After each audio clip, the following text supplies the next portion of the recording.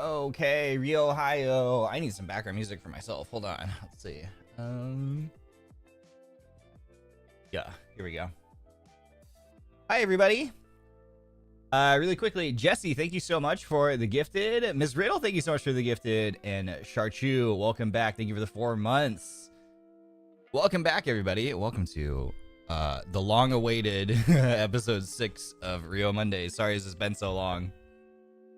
It's been a hot minute, but I hope that you're excited. I'm excited. How's everyone's day going? How's your Monday or Tuesday, depending on what time zone you are? It's Monday morning for me. I just had my toast. Got some tea. I know, we're so back. We're so back.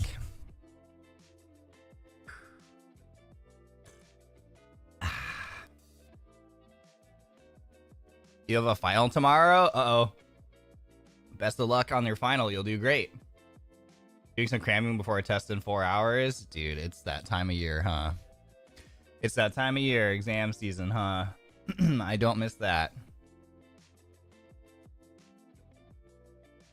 If you're in exam mode right now, best of luck.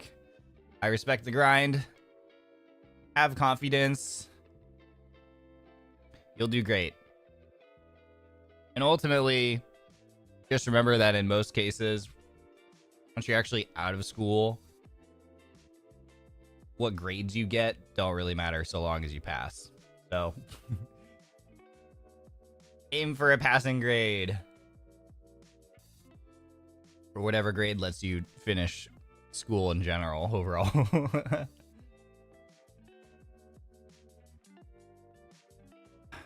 Honestly. Trust. You know, nobody as a grown-ass adult is sitting around in the office or, you know, I don't know, hanging out in the living room with their other adult friends around their charcuterie board, comparing, you know, their grades from school. You know, it's a thing that we all just collectively, subconsciously agreed to just never bring up ever once we're out of school ever again. So it really doesn't matter that much. Don't let people convince you otherwise. As long as you pass and you get your piece of paper that says you clocked in and clocked out of school every single day that you needed to, you'll be all right. Ravenmore Art, thank you for the super. Take my money, throws money before hitting a blah. Thank you for the money. Thank you for the super.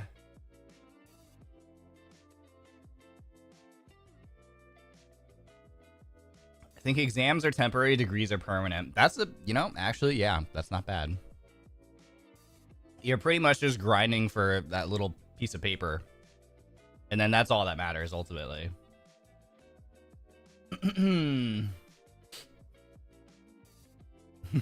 I needed that pep talk. I don't know if that was a good pep talk or not. I'm just, you know, I hope it was, but otherwise, I'm sorry if it wasn't. I don't know. I just keep it real. You're talking to the old, you know, disillusioned Ryoji-san here. That's just the reality of life, honestly. So maybe that's comforting, maybe it's not. I have no idea. That's I just finished the worst exam of my life, and you know what? We ball. Otsu on the exam. I need sometimes I need someone to convince me that life ain't that serious.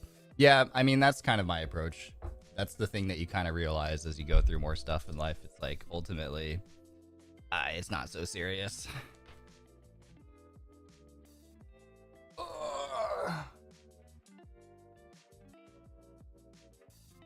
Man, that tea warmed me up fast. I had to take my sweatshirt off.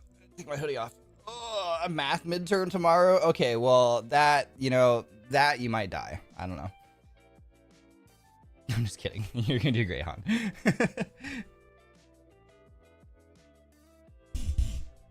Just remember that math isn't real and it can't hurt you. Hello? I'm just kidding. I'm sorry. You're gonna do great. You got that.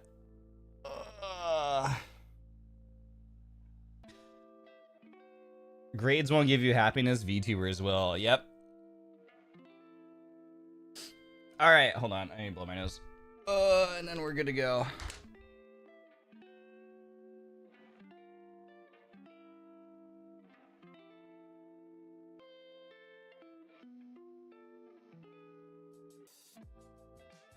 Okay. All right, welcome back to RyoMondays. Quick recap of these streams. The idea is, you know, they're meant to be about 2 hours long, roughly. And what I do is I go through and I read your messages that you submitted on my Marshmallow page. Yippee! This week we're just doing it a little bit differently. There were a lot of questions. What I've done in the past is I've gone through and in order to like show them on screen, I have to like download each message individually and then like load those into a folder and then pull that folder up on on my desktop and stuff. And I'll keep it 100 with you guys. I was like, I am not doing all that for this today. I'm sorry. So I'm just gonna go through and read them on my computer. I won't be showing the messages on stream because I'm just gonna read them straight from the website, and there's like the small risk of like ads popping up, which I think has happened to other livers in the past. So that's why normally if we do this kind of thing, like we will go through the process of like downloading all the images and then like porting those over into like OBS or whatever. My computer is different, or my stream setup is different, so I can't necessarily do that easily. I have to like still show my computer on my desktop because I have a dual PC setup, and I'm sorry, I'm just gonna read them straight for the website. So I apologize that you won't be able to see it on stream, but that's how we're rocking and rolling today. Okay, let me go study now. Have the best studies ever. Cozy, you got this. My exams are in January. Oh, later. You've got time. So, all right, shall we get started? I'm gonna start reading these Maros. Let's see. First tomorrow. Hi, Ariyoshi. I'm not sure how these go, as it's my first time sending one, so I'm sorry if I'm missing something. No, you're good. I'm curious, what advice will you give me as a uni freshman who is trying to come out of its shell? There's a guy in my sports class that I like, but I'm not sure how to approach, because I would like to get to know him. Every time I liked a guy that I saw regularly, I never knew how to approach or how to introduce myself. Is there a topic or a way that would be easy to use? Or should I, as the girl, just wait around and do something else instead as he approaches me first, as some people have told me I should? For more context, we have a gym class together once a week, and otherwise I don't see him almost at all outside of it. A sincere, introverted ronin. Ooh, this is a really good question, honestly, I think. Okay, so there's a lot to unpack here. First of all, congrats on entering uni. I hope that you're having fun. So here's the way I view it, right? If you are like romantically interested in somebody, like it sounds like you are with this guy, in my opinion, like school, when you're still in school, this is the best time to just, you know, take chances on stuff and once you're out of school, I think it can get a lot harder to, it's just like a lot harder to build relationships, and not even relationships necessarily in the romantic sense purely. It's like also just like friendships and stuff and just connecting with other people. Because like once you're out of school and you're into the workplace, that's a lot of what your life becomes focused around. You're just really busy. You've got a lot of stuff going on. Usually at that point, you're like solely responsible for your living situation, for your bills, for your taxes, and going to work every day and managing your money and cooking for yourself and grocery shopping and blah, blah, blah, blah, blah. So a lot of other things are like happening that just makes it hard to like forge connections with people, whether that is platonically, whether that is romantically. So as someone who's just entered like college is kind of in a way like a really good sort of last chance to kind of like try to find those connections with people before things start to get really busy, not just for you, but for other people as well, where people might not feel like they have that space in their life anymore to really like give time and energy to that kind of thing. Once you're kind of out there in the workforce, that's kind of a reality of things. So what I'm saying is like take advantage of this time that you have for however many years you're going to continue to be in university, to just go for it. You know, have no regrets, leave nothing on the table. So that's my first thing is like, you're in a great spot right now. You're at a great time in your life to just have fun and try things. And it can be scary to put yourself out there, especially if you're an introverted person. I totally relate to that. But what I don't want for you to have happen is where you will be out of uni later on in life, looking back and regretting and being like, man, I wish I had just put myself out there some more. And I wish I had taken some more chances and really kind of gone for the things that I was interested in and that I wanted to do, because now it's a little bit harder. I don't have as much time. I don't have as much energy. The people that I want to approach also feel the same way. So like, don't leave yourself with regrets. Like take advantage of this time. It's a really fun time. So that's what I would say about that. So that is hopefully encouragement for you to really, even though you're introverted, this is a really good time to put yourself out there and just go for it. And it might be scary and you might trip and fall sometimes, but you will learn a lot from it and you will grow a lot from it. And I think that doing that kind of thing is better than the alternative of living with the regret as an adult that you didn't take advantage, because you're not going to get that time back, right? Like, you're not going to get that time back where you were in school and you were just surrounded by a bunch of people who were feeling a lot more free with their time and energy and all that kind of stuff. So really, it's scary. I get it, but man, you could have the potential for fun is so much higher, right?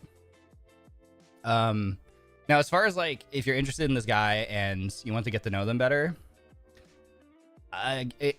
like the like wait around and do something else as he approaches first kind of thing, I personally don't think that's like, I mean, that's certainly one option. I personally don't love that approach, because that's just leaving too much up for chance. The other thing you got to remember is that guys are dense. Like a lot of the time, in terms of like, it's a combination of like, guys are stupid, we're dense. So like giving subtle, like, I know there's approach of like give subtle hints and then it's going to be so romantic when he picks up on it and like comes at you and approaches you first. But it's like, the reality is like, guys don't typically know, a lot of the time, we don't know how to interpret signals, and whether or not that is actually showing interest. And what might happen is you just make them really confused. If they even noticed in the first place. That's kind of the reality of things. It's way better often to be a little more clear and straightforward. But one of the ways that you can do that, you don't have to like approach and be like, hey, I'm really interested in you, like romantically. I think it's generally better to like approach first and like initiate that contact regularly. That would be my recommendation. The other reason too is that like for men these days, I think there's sometimes like a fear of like having like if you're approaching a woman, a fear of like being interpreted as coming on too strong, being too creepy, you know, wanting something more than what the other person wants. And so there's a lot of fear that gets wrapped up in that, and so sometimes they just won't approach you out of fear of that kind of thing happening, of their actions and intents being misinterpreted. So sometimes guys will just take the much safer line of just not initiating that kind of contact at all. So that's another thing to consider. So like the wait around and hope he does something approach is, if you actually want something more, that's kind of a risky line because it just might never happen. So I definitely would recommend like trying to initiate contact first. Now, how do you go about that? Yeah, like you could just try and figure out maybe if there's a common ground between you guys. If you can just sort of like pick up on things that maybe they're talking about with other people. If there's a commonality that you share, that's a great way to approach. Another thing is like just having like a common activity is also really good. So if there's a way that you guys can do something in your gym class together, like working on a common activity is a great, like that's a great thing. You don't even have to like think of like topics, you're just doing an activity together. And your conversation will hopefully sort of like stem from that. You can just talk about the thing that you're doing together. That's something as well. But yeah, you can literally just go up to them and introduce yourself and just be like, hi, I'm so-and-so. What's your name? Like, oh, it's so nice to meet you. You know, like it's fun having this class together. Like, you want to do this activity together? And that's great. You know, from there, you can ask things like, hey, what kind of like shows, what do you like to do outside of class? What do you like to watch? You know, is there like a good, have you found like a good food or coffee spot like on campus or off campus? You know, and then you can build from there, and you can be like, hey, you want to go there sometime? You know, just like let that kind of like go. So it's not anything like super pushy. It's not super anything like in your face, like, ooh, I really like you, but like just keep building that common ground and finding activities to do together and things to talk about, and you'll learn more about them, and just keep asking questions. Also, just like, again, like always just ask questions. People like to talk about themselves, and it shows that you have a genuine interest in them, and people like to talk about themselves, and that will also help you learn more about them. So Just ask questions. Because, like, I think especially if you're an introverted person, small talk can be really painful and really scary. So rather than trying to be the person who is, like, always trying to come up with the next thing to say, like, just ask questions about the person or the things that they, especially things that people like, and let them talk, right? I think that's a great approach too. So hopefully that's helpful. Hopefully hopefully some of those things are a good perspective. But yeah, have fun in college. Have fun in uni. Make use of this time you got so you don't, like, leave anything on the table, you know?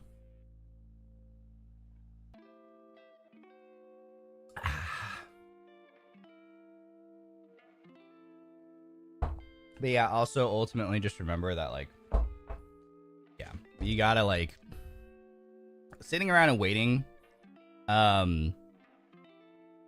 you know, that's super risky, in my opinion. I think that, like, I don't know how well that works these days. What tea you're drinking? It was like a herbal tea. It was like a little bit of spice to it. All right, next. Hello, Ryoma. All the Apex streams recently have been so nice. Thank you for your hard work. Is there any new game you're interested in right now, or games you would like to try? Thank you. I'm glad you like the Apex streams, because there's going to be more now that the new season's dropping. Because we're making the Masters push this season. Any new games you're interested in right now? I don't know, I've seen a lot of chatter about the new Monster Hunter game. So I missed the beta. But whenever the full game comes out, I definitely do want to try that, because I still haven't played a Monster Hunter game yet. So that's one thing that I do want to try. Yeah, new Apex season is about to start. It's like a Beyblade game. I've been saying in the past that I really want to play a Beyblade video game. There's one that's, like, being worked on. We'll have to see if we're able to play it whenever it comes out. That'd be cool. Oh, I think it's coming out this month, actually. It's called Beyblade X. Beyblade X X1. I want to play that. I want to rip some Beyblades. That sounds super sick. Anything else? There is. I'm looking through my Steam wish list right now. Let's see. There's a couple games. Looks like this one. There's a couple, like, anime style BR kind of shooter games that look interesting. I'm always on the lookout for battle royale games because I love battle royale games. So anything that's like a BR game that I can play, I'm definitely down. Let's see. Yeah, that's mainly it, I think.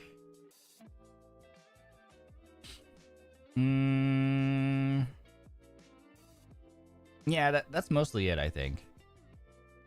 Kind of hoping that. Oh yeah, Buckshot Roulette multiplayer. I'm excited to play that. We're doing a collab this week, so I'm excited for that one. Let it rip. Yeah, I'm so excited. But yeah, that's mostly it. I'm always on the lookout for, like, new battle royale games. You know, FPS games come out all the time, and I'll still probably try FPS games, but if it's a BR specifically, I'm always interested. You know, I'm always interested. BR is in battle royale.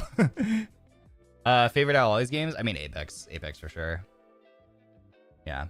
Just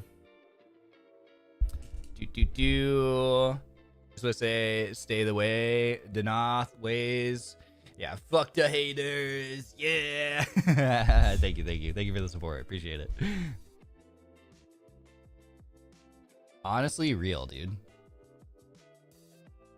Hello, Ryoshi. Hope you've been well. Are you watching new anime in this season? What's your favorite so far? Yeah, I put out a tweet asking what I should watch because I've been so busy. And a lot of people recommended Dandadan. And so I started watching that. I watched episode 1.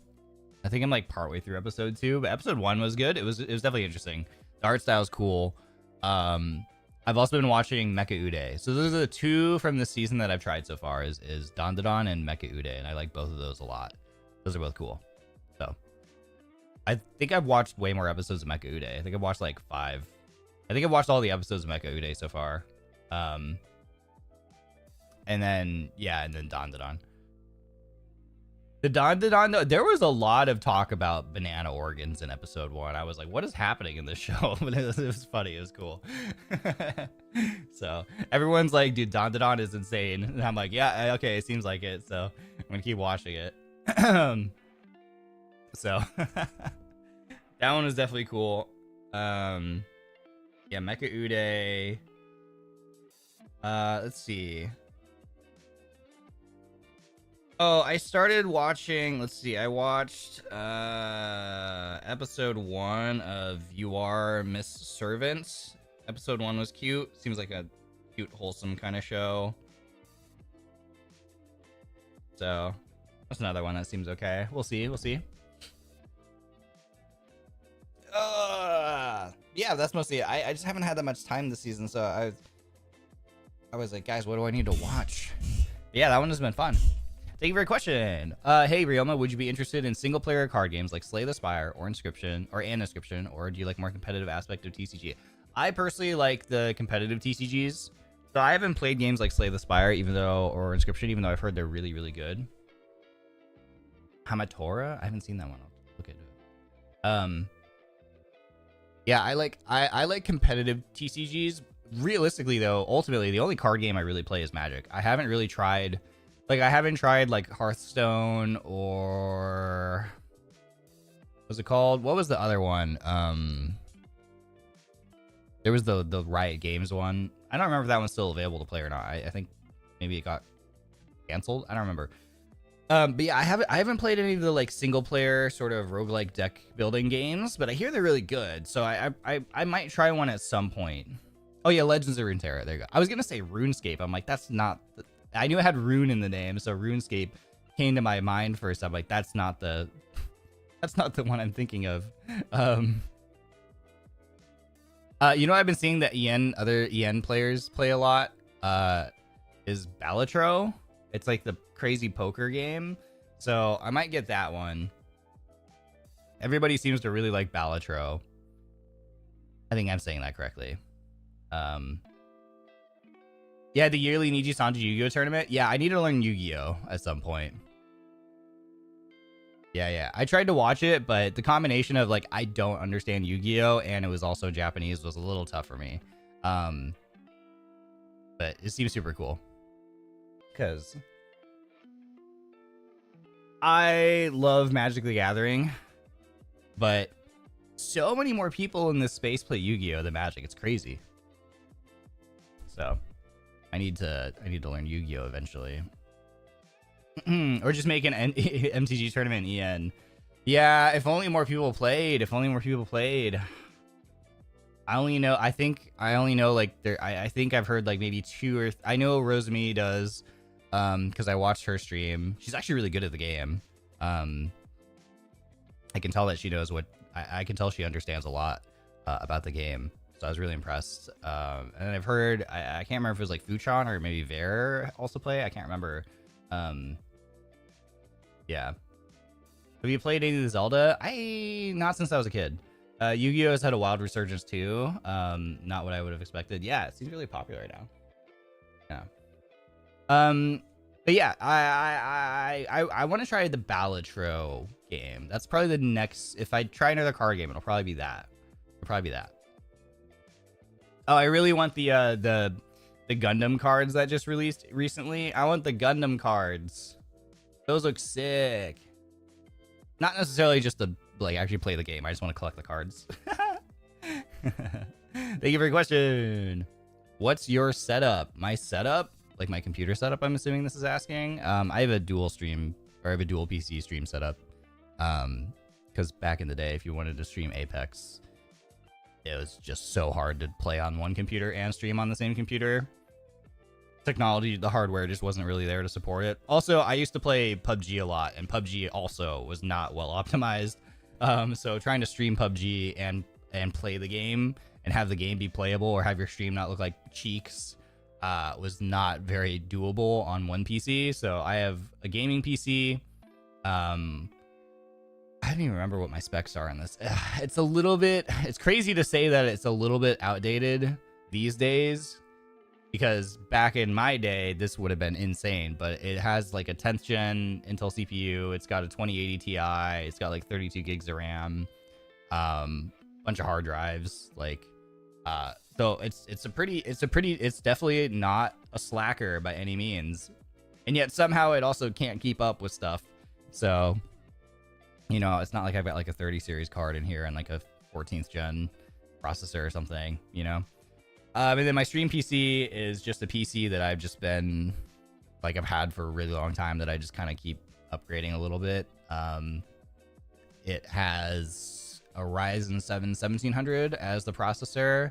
I don't remember what motherboard it has. And then it used to just have, like, no graphics card. Like, it had a really old AMD graphics card, like a 370 or something. Like, something really old that I just got from a coworker who was like, hey, I have this old GPU, do you want it? And I was like, sure, my stream PC doesn't have one, I might as well put one in there. And then eventually I got I had a 2080 that I got, and then I got this gaming PC, and so I took the 2080 out of my older gaming PC and put it in my stream PC. So now the stream PC has the 2080 in it, and that's what I use to encode for my streams. I used to encode on my CPU, but I've been using the 2080 recently. For people who are nerdy about like stream setups, what I do now is because there's been more support added in OBS for stuff. So these days, what I do now is I capture my video in 1080p. But I upscale the resolution. This is like kind of a pro tip if you're a streamer. In your base resolution in OBS, mine is set to 1080p, 1920 by 1080. But then my output scaled resolution, I manually type it into 2560 by 1440. So what it does is it makes OBS upscale the video to 1440p when it sends it to YouTube. And I use my NVIDIA graphics card to encode. I'm using the NVIDIA NVENC, I think it's HEVC encoder. I don't have a 40 series, otherwise I'd use the AV1 encoder. But the HVC is pretty good still. And the reason why you do that is because if you're streaming at above 1080p to YouTube, so like 1440, 4K, whatever, you get access to better encoders. And the video quality looks so much better for high motion things like Apex than the other ones that you get on 1080. So that's why hopefully my streams look pretty good for Apex. Because if you're at 1080 and below, YouTube uses AVC1, which does not look good at similar bit rates for games like Apex. But if you're above 1080, so like 1440 like I stream at, you get access to VPO9, which looks way better. And I don't have to use nearly as high of a bit rate. Like I literally could use like half the bit rate, and it looks better. So it's so much better. It's better for your internet. It's a minimal performance load, extra load on your encoding setup too. So I think in most cases it's actually pretty good. So anyway, that's my stream setup. The only problem with the thing about dual PC setups though is like it's a nightmare. Audio is a nightmare. Like routing is a nightmare. I have so many problems. Anytime something updates, something is like likely to break, like, and I have to fix it again. So it's such a hassle. I would love to just have one computer that just had like these days, I think you could definitely get away with one computer that's just an absolute monster and you could do everything on it. And if I could go back to that, if I could go to that one day, you know, maybe a few years down the road when things get even crazier, I think I will, because just being able to streamline things and do things way more conveniently. Also, I have to have two keyboards and I have to have two mice. And so anytime I want to edit something or click on something on like the stream PC for like stream, for Discord, for music, for OBS, I have to like grab my other wireless mouse over here and like do that. If I have to type anything, it's such a pain because I have a little wireless keyboard set off to the side. I have to grab that and put it in front of me, do my thing, and then put it back on side. And I am a creature who just likes things to be simple and lazy, and it drives me insane. So yeah. Anyway, that's a bunch of nerdy streamer lingo. Sorry. But that's for whoever is interested. By the way, I just want to ask, jump on space or scroll down on Apex? Jump on space and scroll up for me because I'm weird. No, it's because when I first learned movement, the first video, this sucks. When I was learning how to do Apex movement, the one video I landed on told me to, like, the person doing the guide put scroll up for jump. And that's how I learned. So I just copied that. Literally every other Apex video, every other Apex movement guide on the planet uses scroll down instead of scroll up for jump. But I just found that one video and I just watched that one video religiously and just learned my stuff from there. And then that's where the muscle memory came from that, and now I'm ruined. It's made my life so much harder. So just put jump on scroll down and make your life simple, you know. Just do that. Just make your life easy. Does your family and friends know you're a VTuber? Hell no. I regret ever even just telling people that I'm a content creator. It's so annoying. If you're a streamer and you do streaming, certainly in like even in a hobby capacity, but especially if you do it in like more of a capacity where you're trying to make money from it, just don't tell people you're a streamer. It's just the worst. Don't do that. If I could go back in time and just erase everybody's memories that I'm a content creator, for the people who do know, I absolutely would. It's a nightmare because everyone's always asking you. Anytime they see you at a family function, it's like, oh, hey, are you still doing that thing? How does that work again? And people watch you play video games and you make money from that? And how do you make money from that? It's just like, oh my God. Like, I don't want to talk. I don't want to have that conversation a gajillion times at every single year at every single family function that I go to. You know? And then you always have to live with the fear that someone like watches your stuff. So if you do something really out of pocket, just for content, just for the hee hee ha ha, for the memes, for the community, it's like, God, is somebody that I know, has somebody seen that?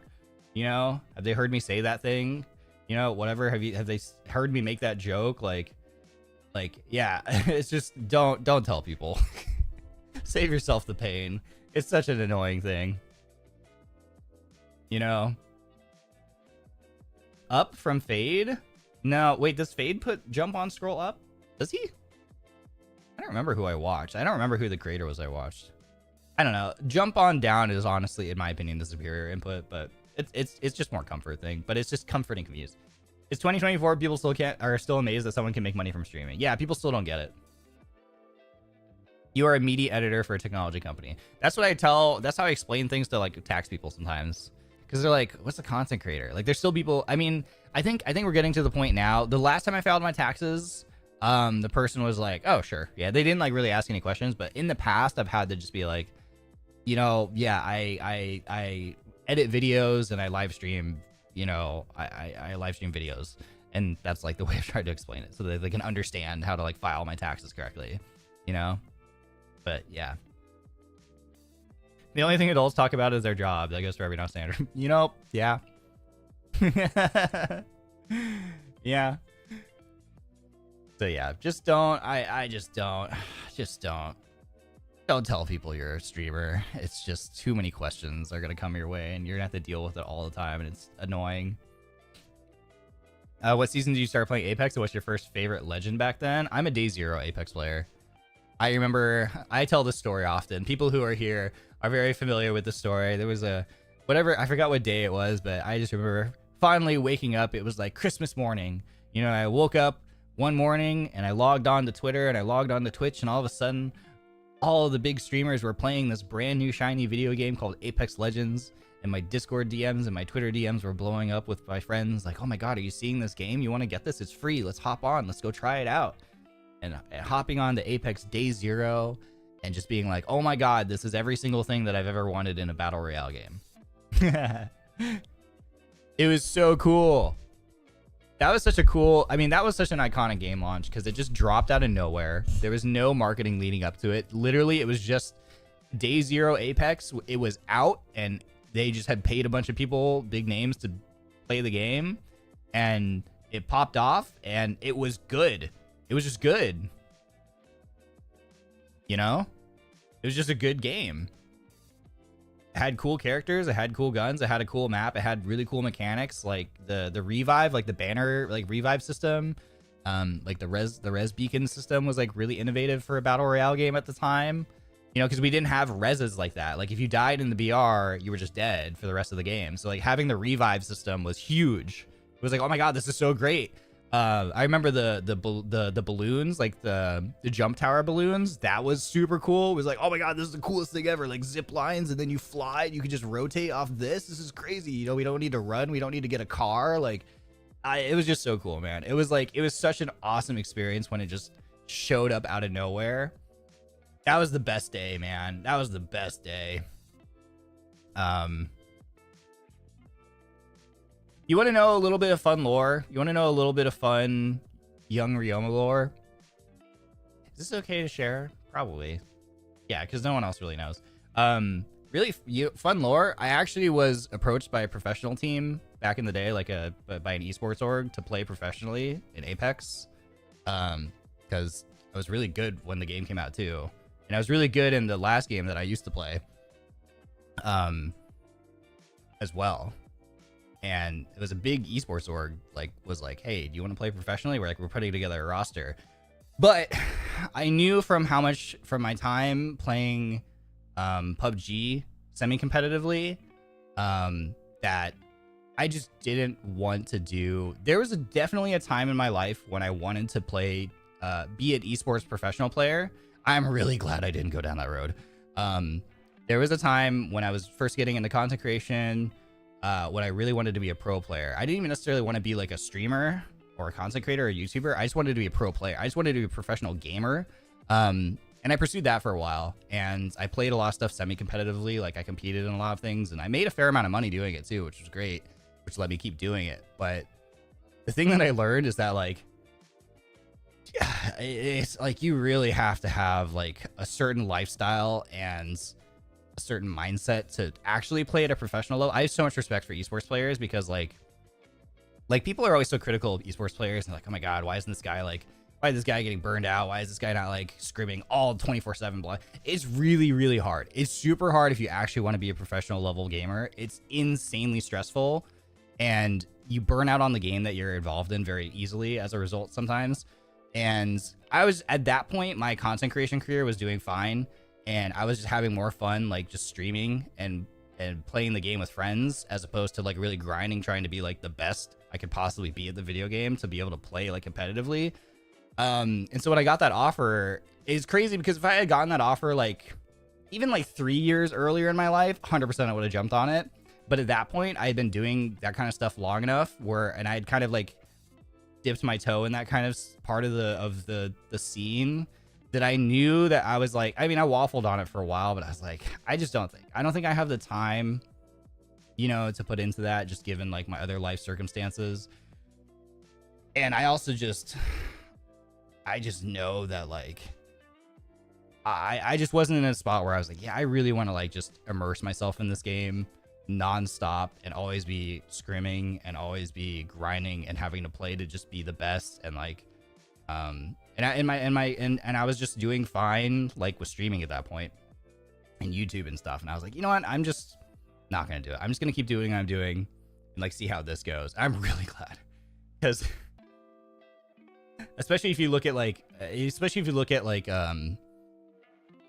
the way that a lot of competitive players feel about the state of the game and stuff right now. There's a lot of people who are very like, it's very uncertain. It's very stressful. And it's just like, yeah, I'm just glad I'm not in that spot. And feeling that way about the game that I enjoy playing, you know, because it changes your relationship. Like streaming already changes your relationship with a video game. Like being a content creator already changes your relationship with a video game. Being a professional in that game changes your relationship with that game in even like to like the nth degree. You know what I mean? So I'm really glad I didn't go down that route. Yeah, it would be cool to be a professional gamer, but I think you just have to have certain life circumstances, like, and be younger. Not that age is a restriction to gaming, but just like in terms of like how much time you're able to give to it and stuff. You know what I mean? Like, I just not for me anymore, unfortunately. Hi Marie, thanks so much for the super. I appreciate it. Thank you. Your college has an esports team. That's so cool. I wish that gaming, like esports gaming, was a thing when I was in school though. I think that's great. I think if you're in college or something like that, high school or college, and you have an esports team you can join, that's like a great time to try it. I think that's amazing. So I think if you're in school still and your school offers a club or a team and you're interested in it, absolutely jump on that and give that a try, because that's a great safe space to try that out, where you have a much wider support system, and it's way easier to like back out of that too, because you're not signed to a large, you know, multi-million-dollar corporation and have that sort of obligation. You're just doing a school thing that no one's gonna hold you to, you know, necessarily at past your graduation, right? So that's a perfect time, you know, to try it, I think. So I wish that was a thing when I was younger. That would have probably changed my trajectory if it had been. But yeah, it would be cool. Is short tourneys okay with you? If they're short, I turn down a lot of, I get invited to stuff and I take some things, but I also turn down a lot of invitations to events these days, because I'm just like, it just depends where I'm at, where like, my friend invited me to something recently. And I played in a couple things since debut, but I've also turned down a couple things since debut as well. Just because I'm just like, I just kind of weigh like how busy I am and like where I am mentally. And I'm just like, you know, like more times than not,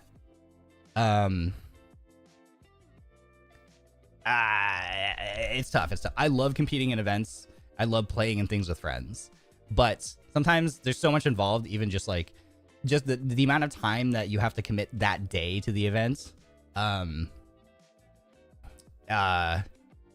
It is tough, especially because things are really, it's hard to balance these things these days because everybody is so good at video games.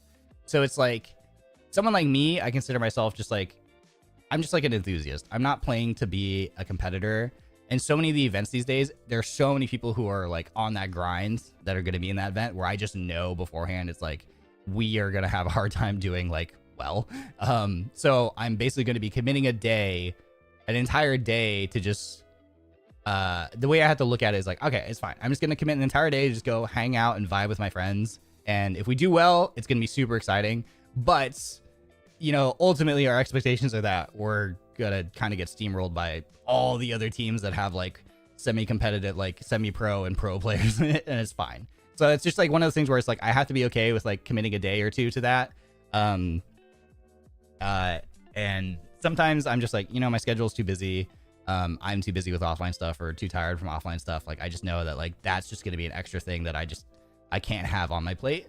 And then sometimes I'm like, yeah, I've got time. I've got the energy. Like, you know, let's do it. Like, let's just go see what happens and have fun. So it just kind of depends. So I'm pretty picky, but sometimes I do it. Sometimes I don't. But before I would do everything. And it's been fun. How about esports casting? I would love to do esports casting. It's really interesting because in my content creation career, when I got into streaming games and stuff, I kind of went down the content creator path, and I know a bunch of people who are actual professional casters, who went that route.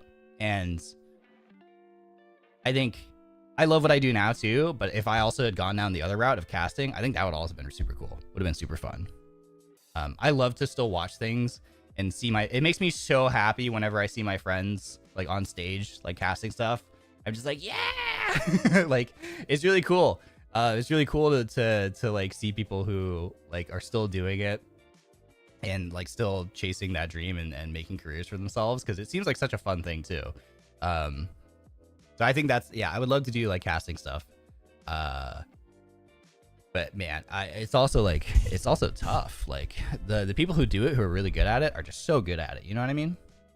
You know, they're so good at it. I like it a lot.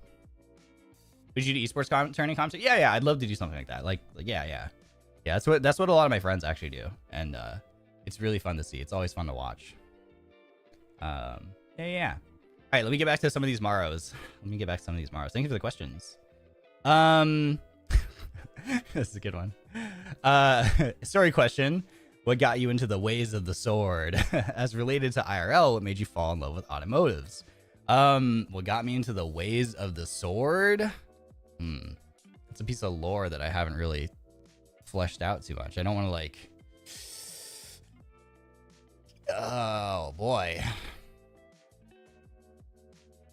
What got me into the ways of the sword?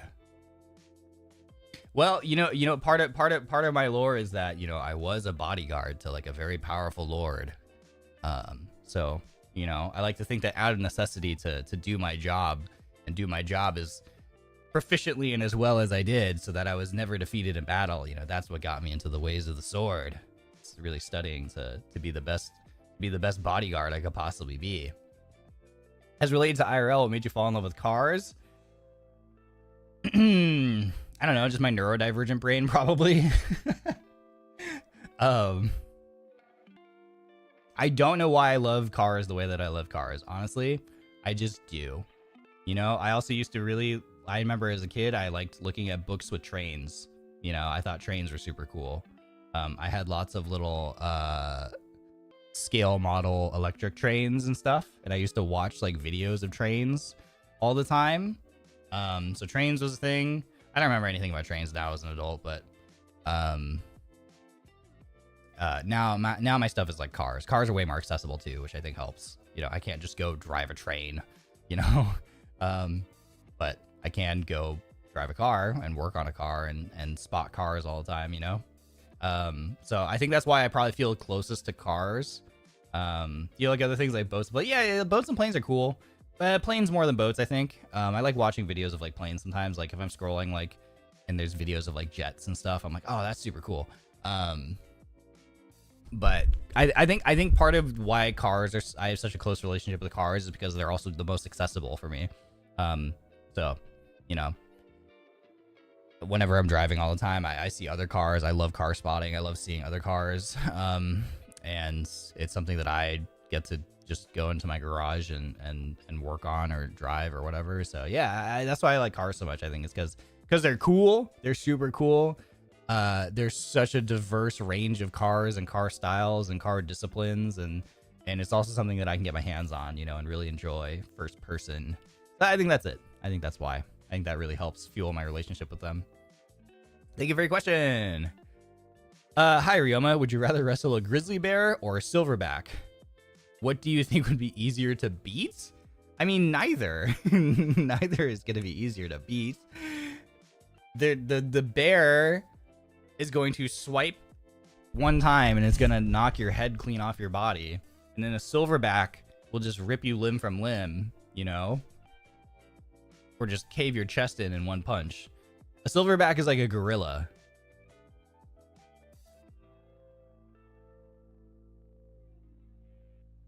Like, neither is going to be easy to beat.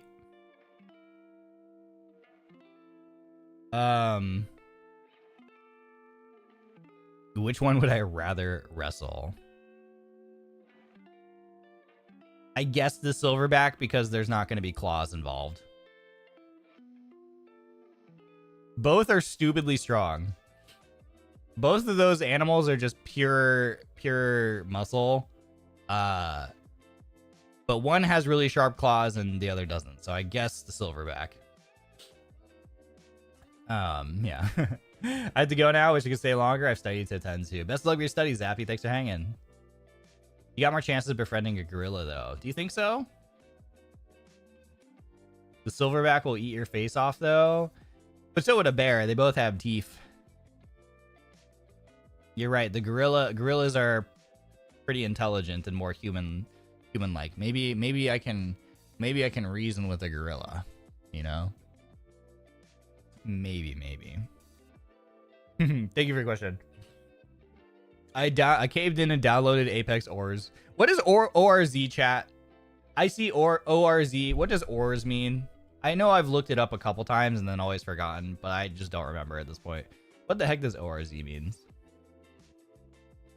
What settings do you recommend using? Also, can you do a quick explanation about the gun attachments? I'm kind of lost with those. And finally, do you have any gun recommendations for beginners? Thank you in advance.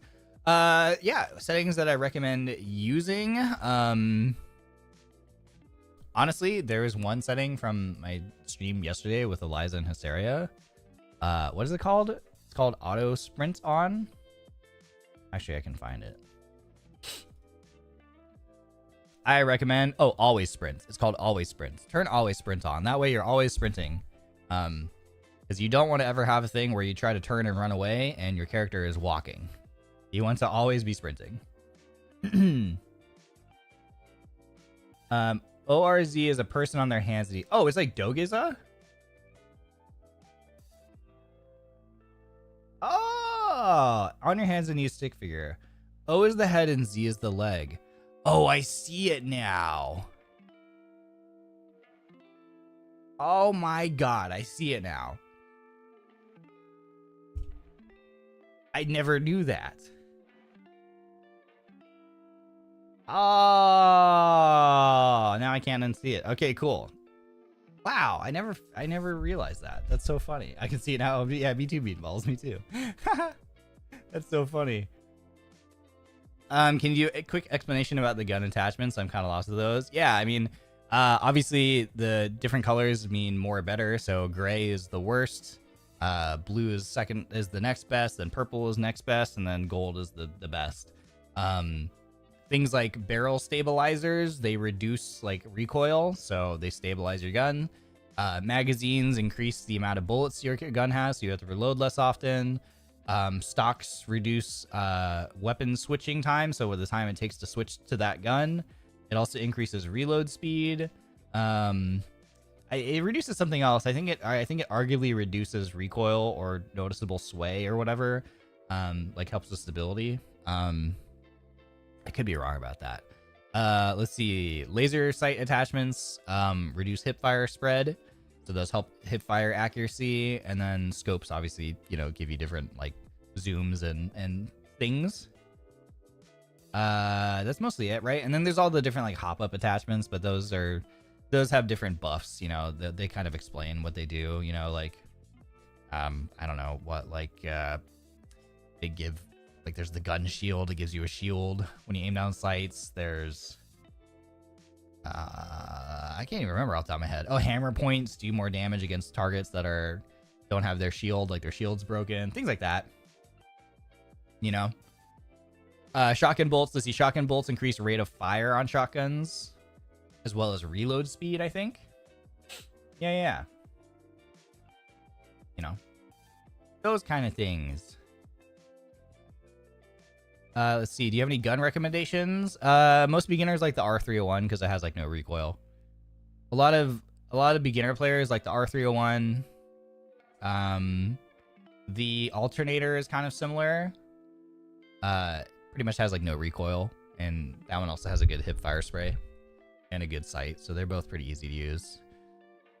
Like all the light guns that I think about it are pretty like beginner friendly. Pretty much as a beginner, like the low recoil, easy to use guns that are accurate are like usually tend to be people's favorites, I think. I think blue sights are usually better than purple. I also take the ×2 over the ×3. Yeah, I think when you get into the optics thing, like for scopes, I think it just kind of is personal preference. It's not really that one's better. Any are better than the other. I mean, they're better than the others situationally, so it's just kind of personal preference, I think. Yeah. Thank you for your question. Good luck in Apex. Welcome to Heck. If you got a chance to switch bodies, models, which NIJISANJI EN model would you pick aside from yours? Hell no. I love my model. Hell no. I love my model. And I think you guys will like. I hope you guys will like what else I have cooking. I think if anything, people are gonna switch with mine in the future. No, I'm just kidding. No, I like mine.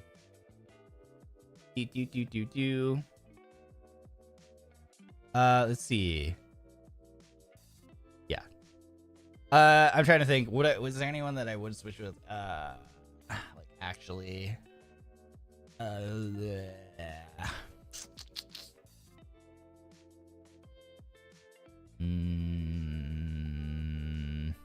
No, I don't think so. I don't think so. I love my model's design. And oh man. Oh boy, if only you guys knew. If only you guys knew what else I've got cooking up in the oven. I'm gonna go look at it right now. Ah, dude, that's so sick. Yeah, anyway, that's for another time. Thank you for your question. Hi Ryoshi, sorry if you answered this before, but what's the lore behind your last name, Barrenwort? I have to Google this again.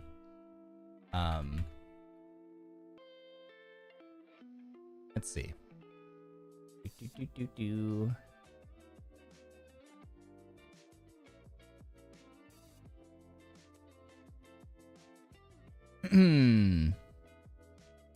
It's a flower. Or it is a genus of flowering plants in the family Berberidaceae. I don't know if I read that word correctly.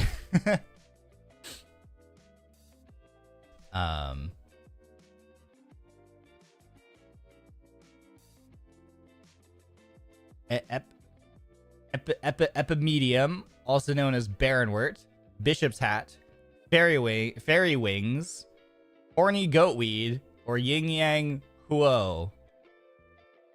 That's the definition of Barrenwort if you look it up. Yeah, it's a type of plant. Apparently the majority have four-parted spider-like flowers in spring.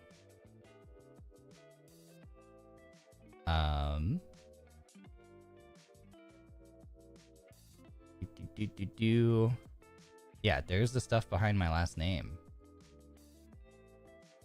Thank you for your question. Hi Ryoma, I want to someday get a driving license, but I'm really scared of being on the road. I'm the type who takes forever to make a decision, and I don't feel that the traffic will wait for me, and being slow isn't good for everyone else. What do I do if I did the wrong thing? Additionally, I observe as a passenger all the random dangerous stuff that could happen on the road. Even if your driving skill is good, like other people not following safety rules, an object flying into and shattering your front window, etc. What can I do to manage this fear of driving? What can I tell myself? That's so valid. Honestly, driving is like one of the most dangerous activities that we do day to day. Realistically speaking. But that being said, I mean, I drive all the time, and yes, realistically, you're totally correct that like, dangerous stuff can happen, and it does happen all the time. You just have to be a really defensive driver. I've never gotten into an accident. I've had plenty of close calls because other people are just idiots and bad at driving, but the way that you avoid that is by just being really vigilant yourself.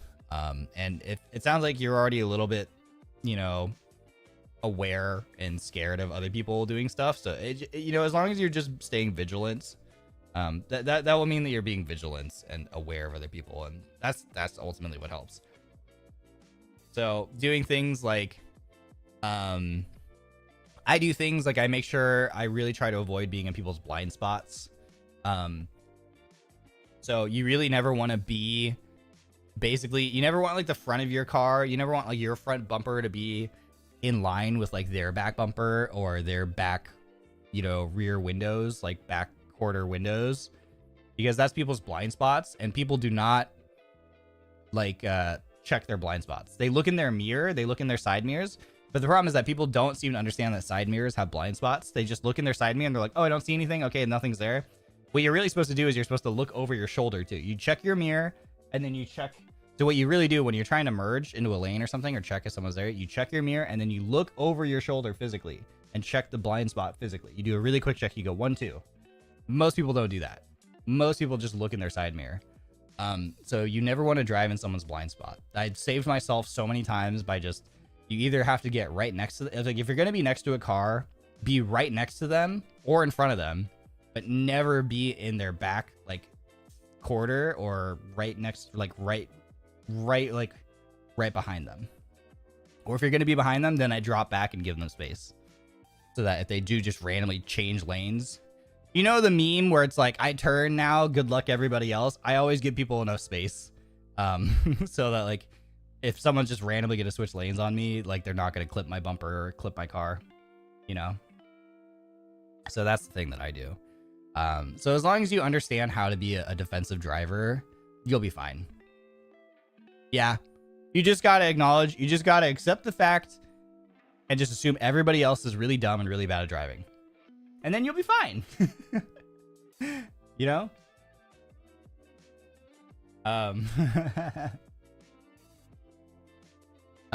Yeah, and yeah, like being someone who takes forever to make a decision and don't feel the traffic away from me and being slow isn't good for everyone else. I mean, yeah, I mean, as long as you're going like the speed limit or not any more than like 5 below the speed limit, that should be fine. And again, it's one of those things where with anything, the more you do it, the more repetitively you do it, the more comfortable you'll become and the more natural your decisions will come, you know? I'm a very cautious driver too, but like, I don't know, you just gotta be like, I don't give a heck what other people think. Ultimately, it's just you surrounded by a bunch of strangers that you're never gonna see or never interact with again. So someone getting pissed at you for taking too long to like merge into a lane or whatever, or decide like where to go, it's like, that's a them problem, you know? You just go on with your day. You're like, that was maybe embarrassing for me or scary or whatever, but like, I'm never going to see that person ever again. I don't know who the hell they are. And if they're going to be pissed about that for the rest of their drive, that's a them problem, you know? Standards for licensing are embarrassingly low, 100%. That's why I just assume that everybody does know what they're doing, and that has protected me. So, you know. Love when you're driving with someone else, so they check the blind spot. Yeah. That's hot. You check your blind spots, that's hot. I remember getting into a very minor accident because someone drove their car to the back bumper of my parents' car. Yeah. I am always watching my rear view mirror too. If I pull up to like a stoplight, the things I always do, right? I always leave lots of space between me and the car in front of me so that like if I do get rear-ended, there's a better chance that I don't get pushed into the car in front of me. I always do that. And I'm always watching my rear view mirror. Like if I'm at a stoplight, and someone's coming up behind me, I'm always watching them to see if they're slowing down or not, or see if I'm about to get rear-ended, you know? So just little things like that. You basically just have to be really vigilant at all times and you'll be fine, you know? I got my license during COVID. Didn't even have to be on the road to pass. What? They were just giving them out? That's crazy. That's wild. My advice is to treat every driver like a student driver. Yep. Sorry I'm late today. No worries. You're fine. Welcome. Be predictable as predictable as you possibly can. That too. Yeah. That too. But yeah. Yeah, that's the shit. Like just be a super vigilant driver and you'll be fine. Just assume everybody else is dumb and you'll be chilling. Don't worry. Let's see, is this kanji? Is this Chinese characters? What is plug this into my translator. You are a special little bear. Oh, thank you. Thank you for the kind message. Hi, I just wanted to let you know I really enjoy spending time on your streams. I genuinely appreciate your warm personality, humor, and perspectives on different topics. In some ways, you were like catnip to me. Okay, love you, bye. Thank you for the kind message. Just adding a dried shiitake to miso soup makes it delicious. Give it a try by JP Ronin. Oh, thank you. Yes, I love shiitake mushrooms. I do need to get some for my miso soup. That is a good idea. Hitachi and I will try that. Oishi. What's been your funniest experience interactions so far with NIJISANJI EN? Oh my god, my funniest one? God, so many. How do I even pick one? There's so many. I don't even know, man. Aya screaming off mic during Terrasanji really threw me for a whole entire loop. That was hilarious. I didn't expect her to do that. Also when she just screamed Sagan D's, that also, when she delivered that line, sent me. Playing Hound Automaton with everybody recently, the hide and seek game, pushing people off the roof and getting pushed was really funny. Getting pushed so that my character went bald in game was really funny. God, Fast Food Simulator collab was just an entire trip. That was a roller coaster. That was so funny. And that's the extent of my goldfish memory. But like, there's been so much. There's been so many funny things. I really love NIJISANJI EN. Everybody's so fun and funny. It's been so many moments I don't even know, man. I don't even know. Terrasanji had me crying at times. Yeah, it was so funny. Killing the fish when she's bragging. That was funny during that collab too. Yeah. When Twisty conspired with Rico and Clara to vote Ryoma. Was that what was happening during Goose Goose Duck? I was like, there was a thing where I kept getting votes and I was like, who is voting for me? Was it them? Was it the girls? Oh my god. It would be. I kept getting like 3 or 4 votes like during these rounds. I'm like, who the heck is voting for me? I wasn't even part of the conversation. It was Rico and them? Oh my god. You can't trust anybody these days. That's crazy. Oh, you and Millie are running from the cops, right? Yes, dude, the driving collab. The driving instructor like stream that I did with Millie was super funny. Yeah, that was a really fun one. I really loved that one. Oh my god. Still one of my favorite moments. That one when she rear-ended, like she backed into a cop car, was so funny. Because I was trying to teach her how to parallel park and she she just drove straight into a cop car. It was really funny. My other favorite one is when we were like going through an intersection and there was like a crash in the middle of the intersection. So I said, Millie, go around. And she literally drove around the accident in a circle, like did a loop. And I was like, no. She's like, you said go around. I'm like, you know what? You're right. I did say go around. Like, I just didn't mean like that. But that one is so funny. What else? Oh god, there's so many funny things. Wokey, thank you for the Memby. Welcome back. Thank you. The first time I got to play Project Zomboid with EN was really funny. When I was driving, I was like driving the car. I was driving Enna's car, and just like Enna was freaking out because I kept getting really close to crashing into things. So like that one is really funny. I think I rear-ended like Aya and Uki in a car or something, and then Enna was just like, my car. It's so funny. That one was so funny. Dude, there's been so many really fun times with EN that I'm really grateful for. People are so funny here. There's too many to count. There's too many to remember all of them. They're awesome. Yeah. Thank you for the question. Let's see. Hi, Ryoshi. What is your dream merch or sponsorship collab? Ooh, God. My dream merch or sponsorship collab. I mean, there's a handful of things. I would love to have like some sort of cosmetic in a video game, you know, as the card swiping Ronin who loves to swipe for skins in games. It'd be so cool to have a Ryoma like cosmetic item in a game. That would be incredible. That'd be so cool because I absolutely love, like, I love cosmetics. I love skins. And I'm always happy to support developers that way if I like their game by buying those kind of things. So yeah, like character skins or weapon skins or anything like that would be so sick. I would really love to have I would love to be able to do some sort of collaboration with like any sort of car thing, any sort of automotive thing.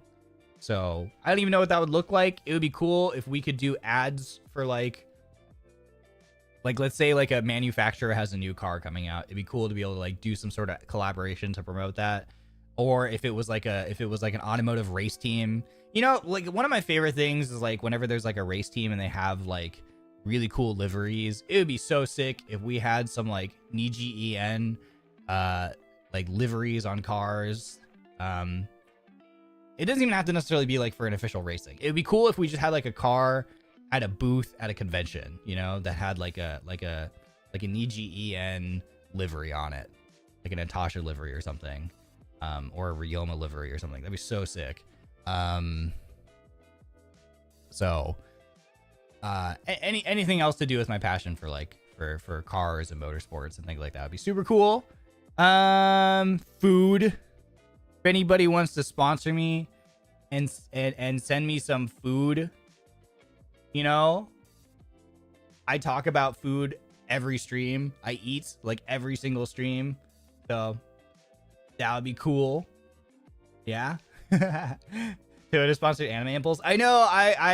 Dude, I saw that one too. They did the Bay Area one. I'm like, that was so cool. I'm so excited that I got to do Anime Impulse OC too.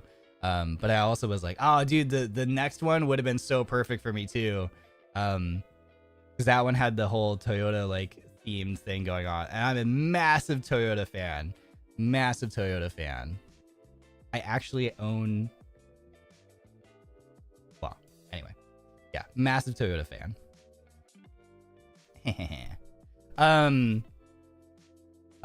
So yeah, those are all like really good, really good like things I would love to see.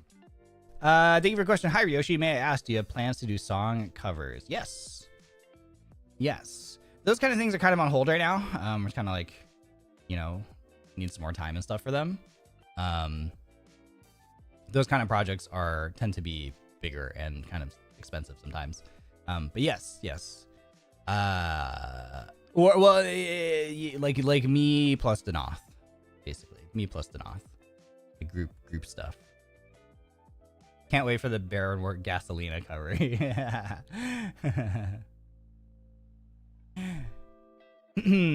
Hello Ryoma, good day. If you have the chance to organize a big event or collaboration involving all NIJI EN livers, what would it be and why?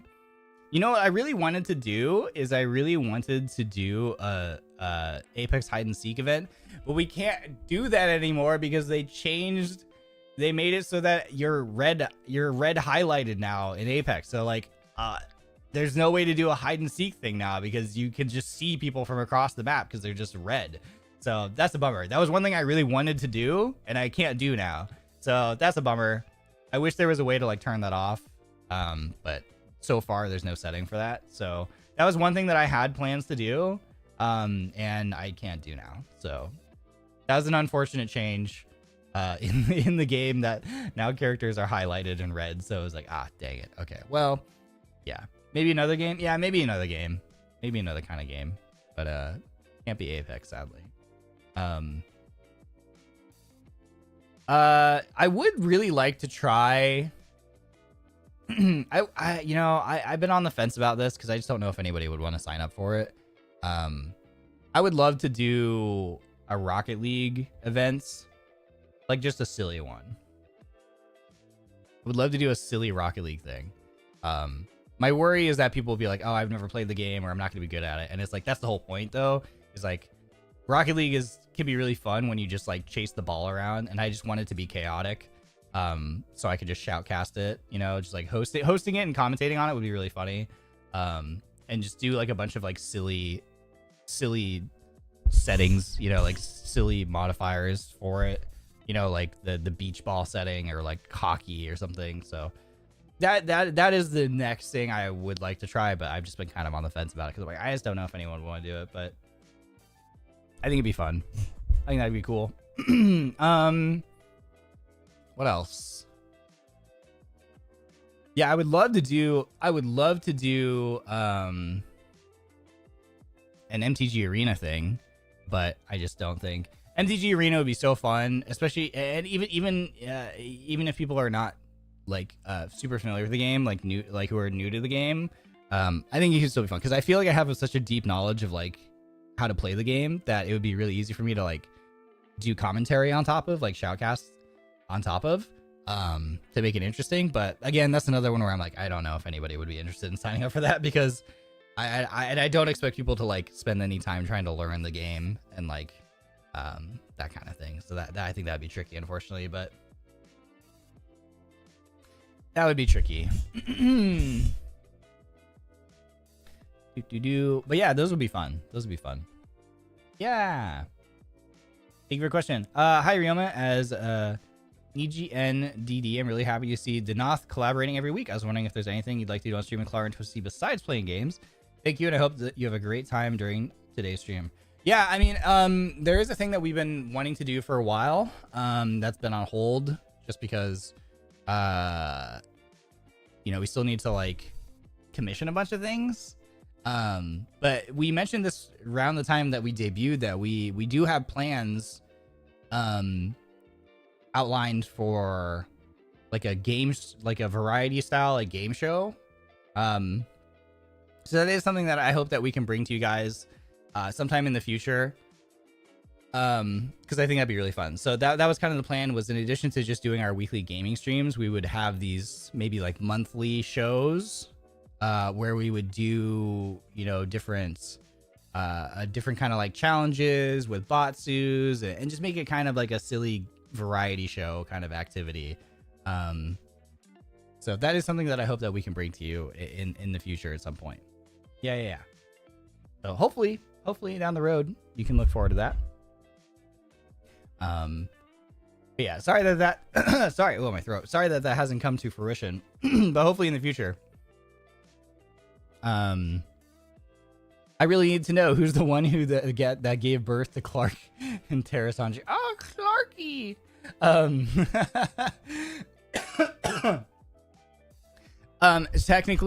Technically, in the scripts, you know, the line that gets delivered is that like our Vosk and Baronhart's energies like fused together and formed and just created the new life that is Clark, the Omega Prince.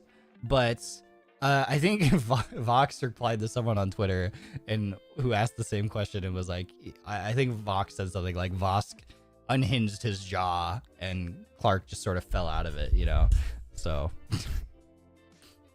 you could choose to go with whichever answer you like, you know, honestly. Do you like that one? You know, do you like the image of a snake unhinging its jaw and then Clark just sort of fell out of it? Or do you like the idea of just two energies just fusing together and boom, there's Clark?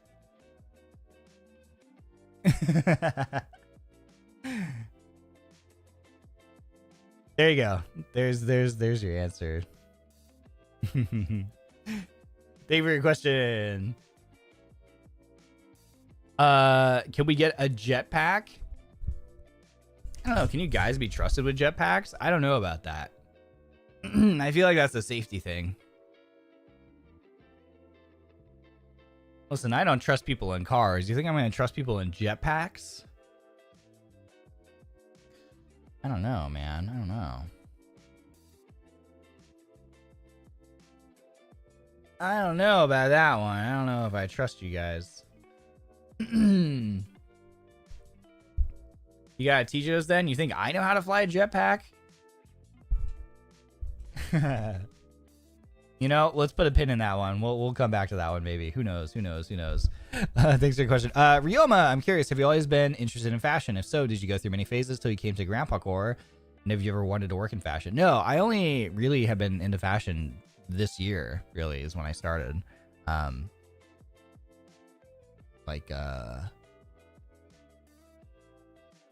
Let's see. Well, I guess it's been about a year and a couple of months since I started looking into like fashion. When I really started like being like, I just need to like, as a grown ass adult, I need to update my wardrobe.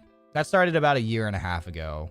Not a year and a half, sorry, a year and a couple months ago when I started actually like being like, okay, it's time to like, you know, start looking into stuff and like learning about it. And like, it wasn't even that I was trying to get into fashion. It wasn't even that. It was, I just was like, I just want to dress more like an adult. That's all it was. I was just like, I just need to update my wardrobe and get new clothes. Because I had moved to a different area and the climate was totally different. So that was part of what had spurred it, was that it was like, I do not have the clothing that is climate appropriate for where I am now. So I need to get new clothes anyway. So I might as well start looking at stuff to figure out like what I want to wear. And I guess while I'm at it, I want to like look, you know, well dressed, or age appropriate or whatever. So that's when I started. That's what's kind of started me down looking at stuff. And then as I started buying things, you know, it's fun when you buy something and you're like, oh, like this actually like fits me well, and I think I feel good in it. Like it looks good on me. So that just kind of like started the snowball. And you know, and the way technology works these days, like my FYP picked up on it, so I started getting fed more and more like fashion videos, like, you know, and I'm also just like a chronic shopper. I'm a chronic online shopper, so plenty of it was spurred by just being on clothing websites and looking at clothes, and then my FYP just being like, here's a video about fashion, and here's what's trendy, and blah blah blah. And it was like, oh man, that person looks really good in that. So it started out with like trying to replicate outfits. I would basically just like see a picture or see a video of someone wearing something, and I'm like, that looks really good on that person, and then I would try to find those pieces and buy that outfit. But what you kind of learn eventually is that like you can replicate an outfit, you can get the exact same pieces that someone else is wearing, and it might not necessarily look good on you. And that's what I kind of found out kind of quickly, was like I was buying things and trying to copy outfits, and I think I looked fine, but also then I started getting more of the videos and stuff and information about like, you know, like here's, you know, silhouette, like here's what you should focus on, like color combinations and silhouettes and things like that. And then it was kind of like realizing like, oh, okay, so this doesn't really actually suit me that well. You know, it might suit someone else a little bit better, but for me, I'm not super happy with how it looks. It's just a whole slippery slope of things, you know what I mean?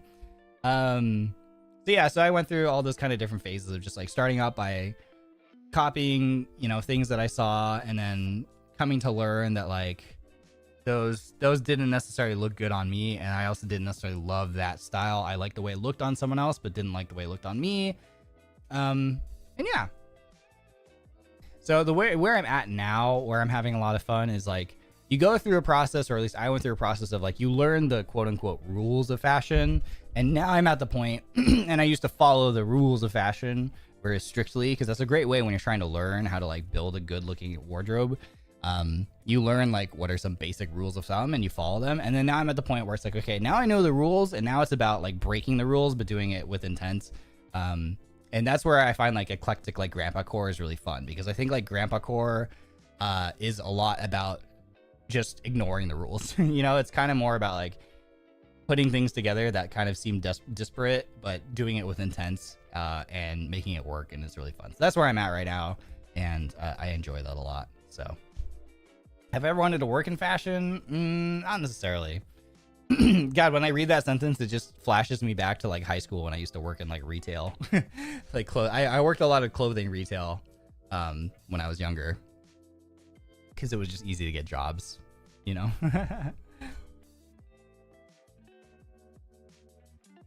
But yeah. So I'm at the point now where, and it's funny because now I'll see a bunch of like my For You page will give me lots of videos like, here's what's trending, and like here are my picks for guys for fall, and it's like they'll go through and they'll be like, here's this pair of pants from this brand, and then here's this jacket from this brand. And I kind of skip. I will watch them and I'll save them, because but I'm not saving them for this. Like it's a lot of like, buy this piece, buy this piece, buy this piece from this brand, buy this new piece from this brand. And I actually don't care about any of that. I just look for the outfit inspo on the models of like the people that they're showing, because I'm paying more attention now to like what colors are they wearing, what materials are the things that they're wearing, like what's the texture, like how what is the texture of that piece, and how does it look, what's the silhouette, and that's what I'm looking for. I don't give a shit about like, hey, there's this new piece, God, you got to check out this, you got to get this new jacket from this brand, it's incredible.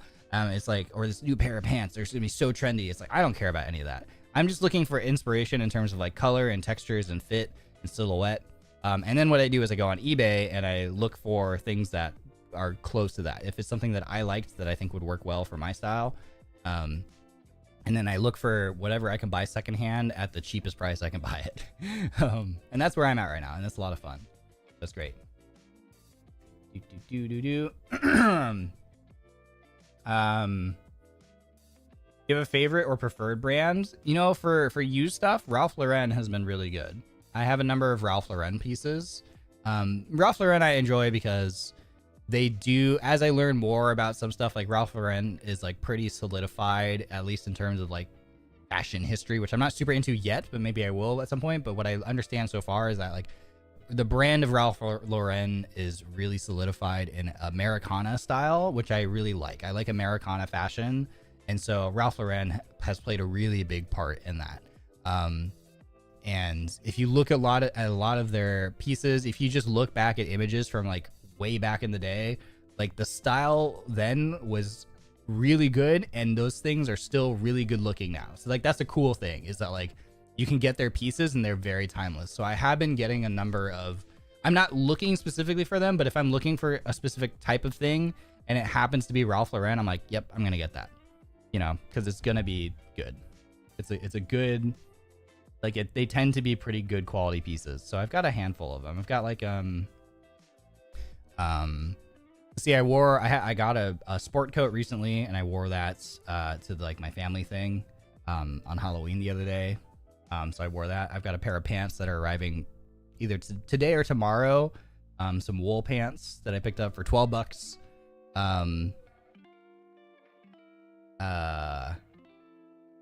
Let's see. I forgot what else I have from them.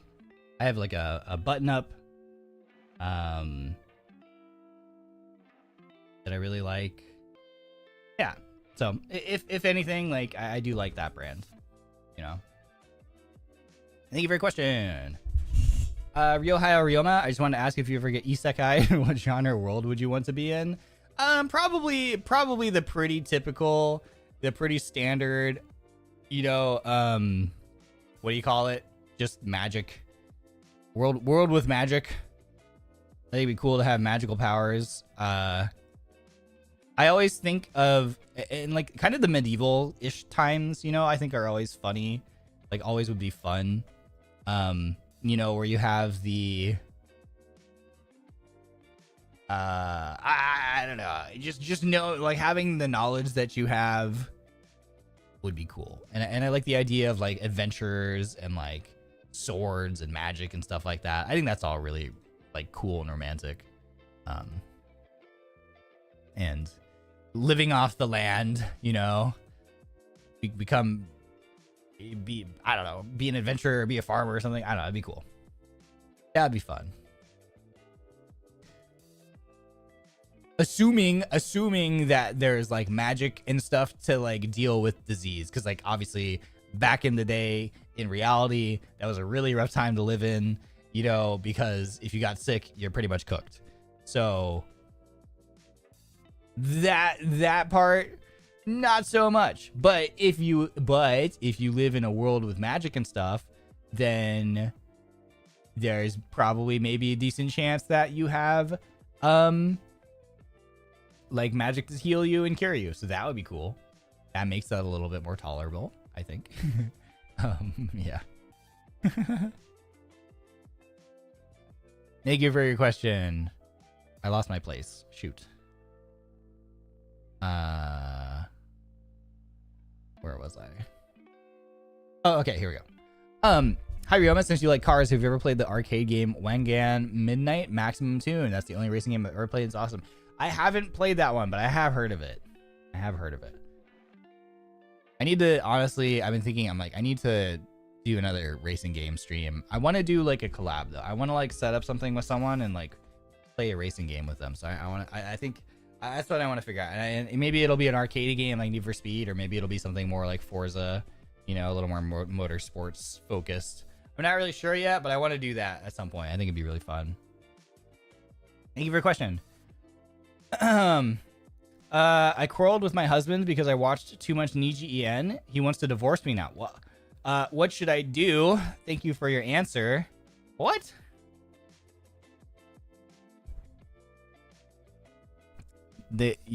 your husband needs to be Niji En pilled. That's what needs to happen. Get them down the rabbit hole. No, sorry. If this is a serious question, I'm sorry that you are in that situation. That's crazy. I think that, okay, serious answer. I think that's potentially a sign. I think it that to me speaks like it's Niji En is that to me is like him being uncomfortable with that is symptomatic of maybe indicative that there's more going on. Maybe that's like a feeling a lack of attention, or feeling a lack of like he receives a lack of attention from you, or a lack of time, or a lack of appreciation. That seems to me to be indicative of like some other underlying problems. So it might be good to try to address that, to try to communicate and dig into that and be like, you know, like I'm watching, you know, you say I'm watching too much of Niji En or too much of VTubers, but like is this stemming from something? Like, is it what do you need from me? What do you want from me that maybe you feel I'm not giving you enough of? So I don't know, try to like dig into that maybe. So yeah, communication is always key. It's like, okay, because if you just go like, okay, I will quit watching Niji En, that's probably just a band-aid, because then if you give your attention to something else, like this might happen again where he's like, hey, now you're giving too much attention to whatever else is taking your attention, or he feels is taking your attention away from him. Oh, you're giving too much attention to that show, or your friends, or your work, or the pets, or whatever else. Like something else will become the next problem thing, and you'll just keep moving from, and then you'll just keep moving from putting a band-aid on that to putting a band-aid on the other thing, and then you're going to become resentful because you're like, well, you made me give up this, and you made me give up this, and now you want me to give up something else. Like what? Like, so you got to find whatever the actual root problem is, and figure out, is it something like why is he feeling that, you know, he can point to things like, hey, you're watching too much Niji En, hey, you're watching too much TV, whatever.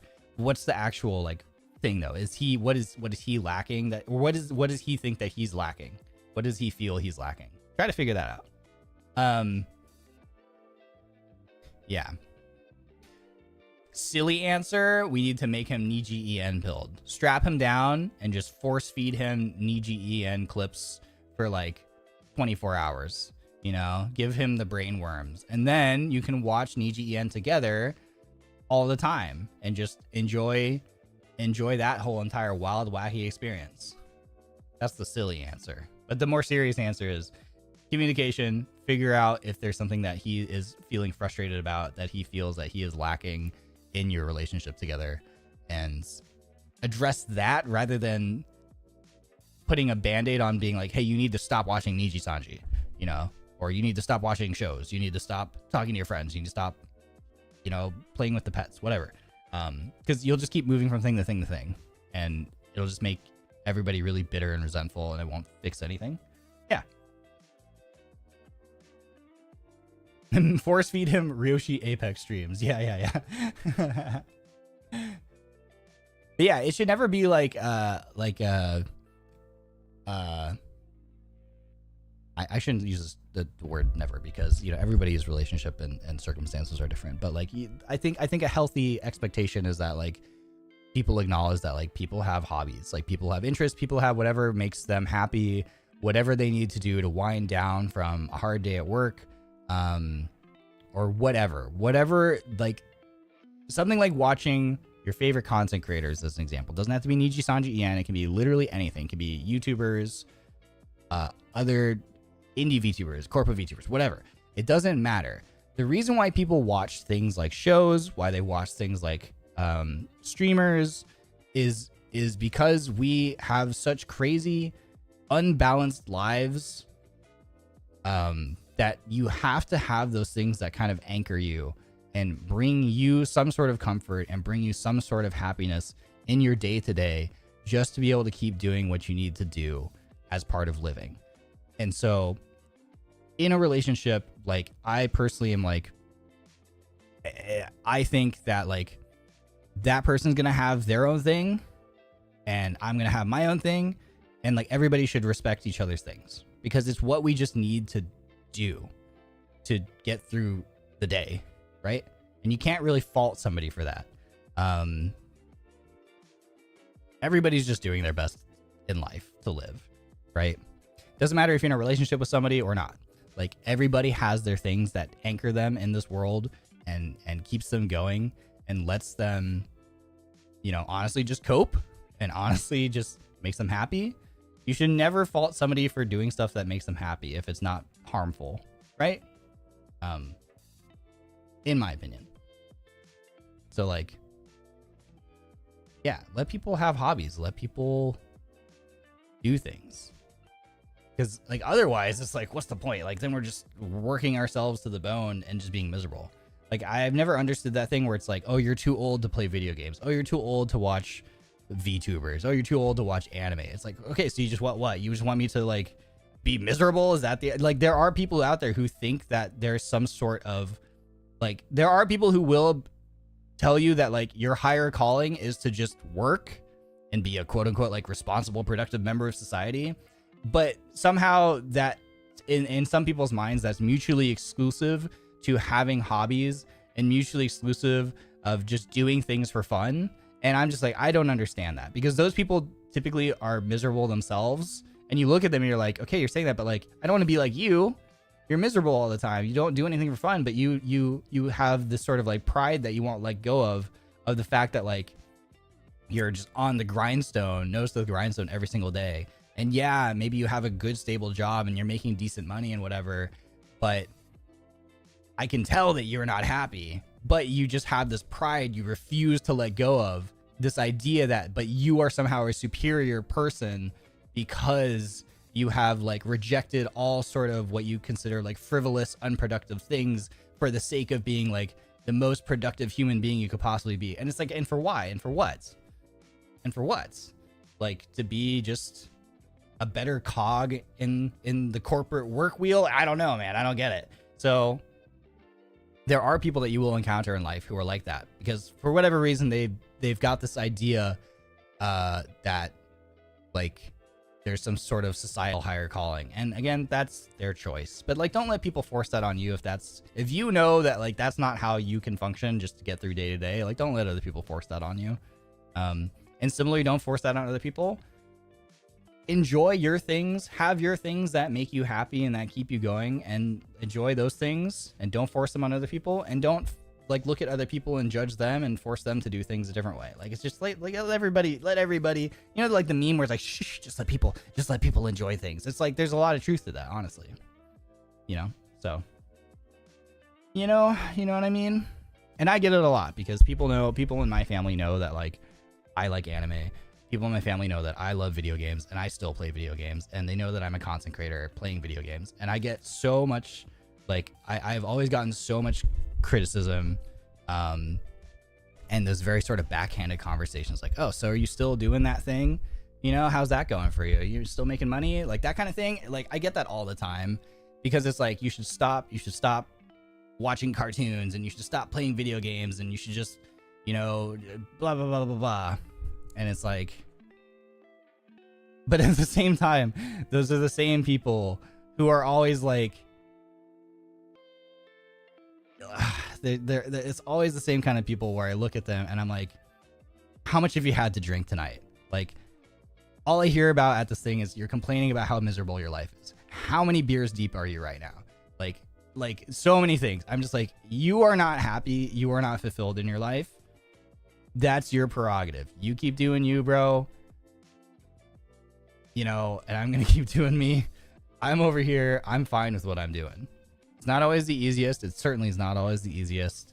But it certainly is way more fulfilling for me.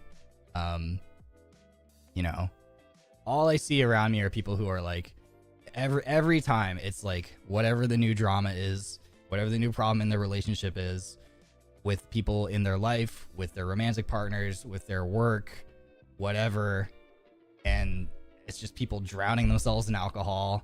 And it's just like, and you're telling me to give up the things that you consider to be too childish, that honestly, like, that's fine. Like, I think you could use a little more child's play in your life. Like, I think you could use a little more fun things in your life from my perspective. So I'm not going to tell you what to do. Don't tell me what to do. You know what I mean? Kiwi, thanks for the 2 months. I appreciate that. Thank you for being you. Your presence brings so much comfort. You'll always be good. Thank you. Thank you. I appreciate it. Yeah. I'm always getting told by people who are older than me, who are like, stop being so childish. And I'm like, you need to be more childlike. Because you look so miserable to me from my perspective, and I do not want to be like you. Sorry. I'm not going to take advice from someone who I'm looking at, and I'm like, I do not want to be like you. So, yeah, that's the thing. Yeah, exactly. Just like, live and let live. Let people do things their way. Don't force that on other people. Don't have that expectation. I stay in my lane. I do things the way that I like to do things. You keep doing your thing. I have my opinions about the way you do things, but I don't need to let you know that, and I don't need to remind you of that every time I see you, you know? Anyway, there's that. Again, also a really good reason not to let friends and family know you're a content creator. People still don't understand it. Even as established as it is becoming as a career these days, people still don't understand it. It's still too new. It's still too new, and it's still too different. It's still too out there for a lot of people. So just don't let people know. Make your life a lot simpler. Anyway, thanks for your question. I hope that things work out with you and your partner. Just remember that communication goes a long way. It seems to me that I don't think watching NIJISANJI EN is necessarily the problem. I think there's a deeper root cause, and I think it would do well for both of you if just sitting down and talking and try and see if you can unpack that and see what it might be. Hey, yeah. Thank you for your question. Good luck. Hi, Ryoma. Thanks for answering my question. Sorry. I'm not sure if this question has come up before. So who is is that Oshi? I don't recognize. Is this a kanji letter? Why can't I grab the... I can't copy paste it to put it... Wait, hold on. I am sure this is Oshi. Because isn't the line... It looks like a reverse J. Isn't that she? Isn't that crazy? Yeah, Oshi. Okay, I got it. Who is your Oshi in NIJISANJI EN, or who is your favorite member? That's a hard one. Sora, thanks for the 1 month. Welcome back. Hello, Ryoshi. I'm so glad to finally be able to watch your stream. And every time I watch your streams, I always smile. I'm so glad. Yay. Thank you. Welcome back. Who is my Oshi in NIJISANJI EN, or who is your favorite member? I think I've answered this one similarly before. It's really hard. I don't think I necessarily have like an Oshi in NIJISANJI EN. Like, I don't know. I don't ever want to be like, this person is better than everybody else. You know what I mean? Because everybody here is super awesome and super fun. I will say, I've said this many times before. I have always enjoyed Aya's friendship. Aya is someone who I feel I get along really well with and is just freaking hilarious. So I definitely always enjoy like my interactions with Aya. Aya is really funny.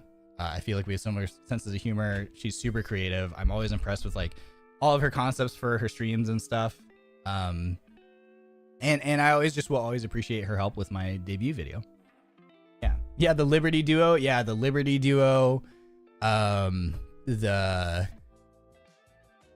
we have a name for our Space Marines thing? I don't know. We're just the Liberty Duo. That's another stream. To answer the other question, was some of my favorite, funniest memories with NIJISANJI EN would definitely be the that collab too. Oh my god, what's the name of that game again? I can't remember. Oh crap. Helldivers. The Helldivers collab with Aya, and then also Finana and Claude. That one was the stream of all time. That one was also super funny. Yeah. For liberty and for the emperor. Yeah, thank you for your question. I've been watching it since the early days. Please continue to do your best. I'm reading for you from Japan. I tried my best to write English. Please come to Japan and Tokyo someday. Thank you so much. Thank you for the support, Kataji and I. Thank you for the long time support. And your English is really great. You did a great job here. Yay! I am excited to return to Japan someday. Maybe even someday soon. Who knows? Any life advice for those whose plans... Wait. Any life advice for those whose plans fail to go through? I'm going to assume that this is maybe a typo. Don't go through. Any life advice for those whose plans... I'm going to assume this was meant to say, like, don't go through. Don't go through. It's a little bit broad, so I'm just going to assume that maybe you mean, like, plans, like life plans? I don't know. Maybe it's something like job or career or school or something, or romance or whatever. Honestly, it's like... I think you would do well to abandon the notion that like there's like a very specific narrow path that you're supposed to be on, that we're all supposed to be on, and things have to go exactly according to that plan. And the problem is that like a lot of the older generations will tell you that that's how things are supposed to work. The reality is things are not that linear, so you would do well to try to abandon that notion, and just understand that like a lot of stuff happens in life. Most of it is outside of our control. Like you have to be comfortable with letting go of control. And understanding that things are going to go the way that they're going to go. There is no specific one correct path that you have to be on, and that if you're not on that path, you are not on the correct path. That's not the reality of things. So just get a little bit more comfortable with that idea that you know, you're doing fine, whatever you're doing right now. It will lead you where you're meant to be. Similarly, like you never, and I've been on this, I struggle with this all the time. And I know so many people, who struggle with this all the time, where it's like, am I on the right path? I'm trying to do this thing. Am I going to be successful?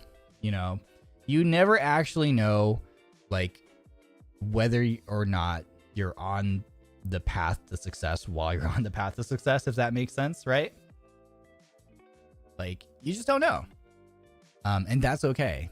The situation you are in now, especially if it's one where you're feeling bad, remember that the situation that you are in right now is not going to be the situation that you're going to be in for the rest of your life. Things are always changing, whether you like it or not. Time is still progressing. Things around you are going to change. The situation you are in now is not the situation you are going to be in for the rest of your life. Things will change. Things will get better. Things will become different. So yeah. Just, I always think you would do well to try to abandon the idea that like, I had this very specific plan and my plan fell through. What do I do now? Like, you know,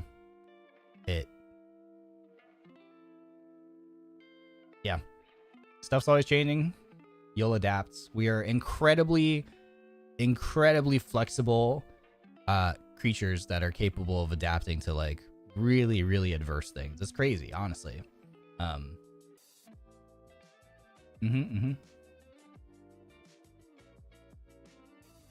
Yeah.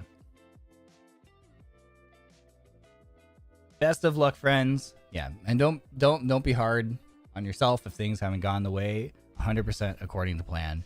They rarely do. There's so much stuff that's out of our control, you know.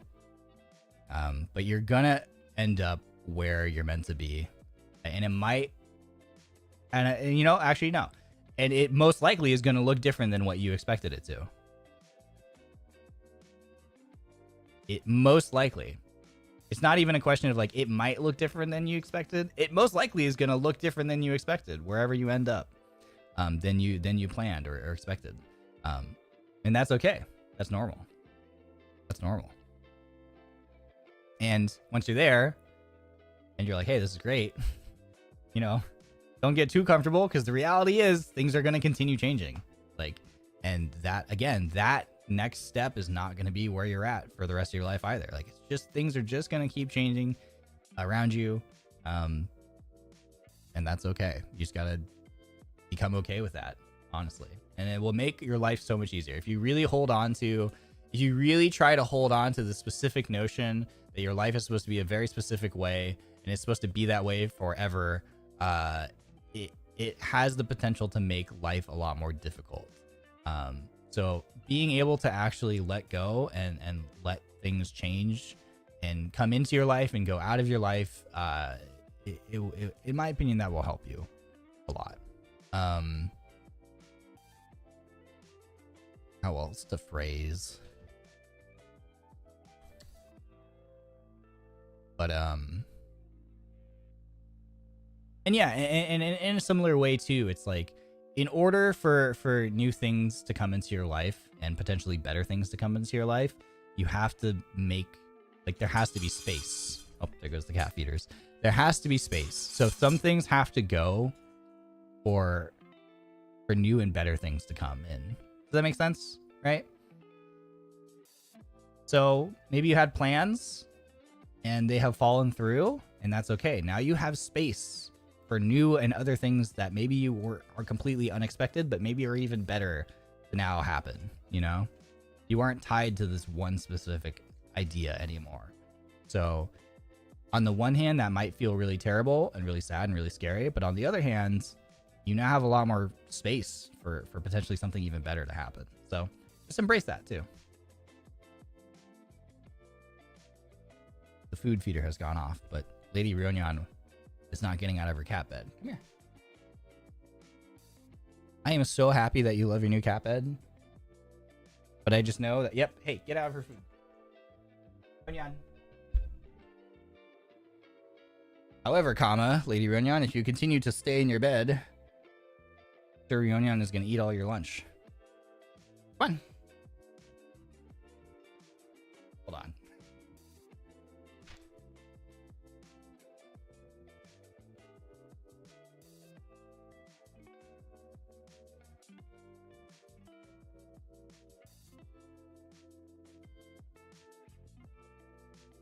Oh, stop it.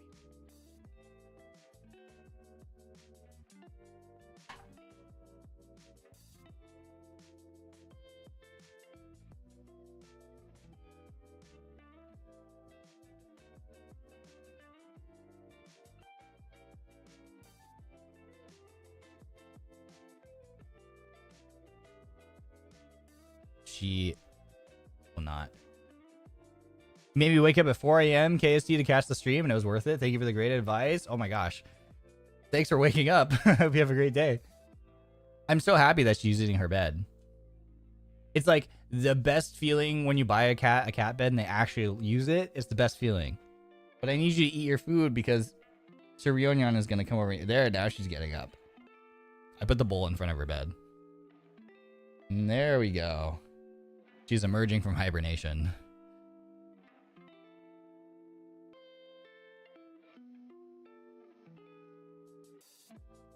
Okay, we have touchdown. She's eating. Let's go. Success. Success. Cat pictures when? That's a great question. I would love to share my cat pictures with people, but I also am like, I don't know. I also get paranoid, you know? It's like, I don't know. I try to keep my private life, you know, private, and I don't want to like share my cat pictures and then go to the vet and then have the vets be like, oh, what if that happens? That'd be crazy. I don't know. Maybe that's me being paranoid. I don't know. I do share my cat pictures with NIJISANJI EN though. So if you ever want to see my cats, then you know what? Then you join NIJISANJI EN and you can see my cat pictures. There you go.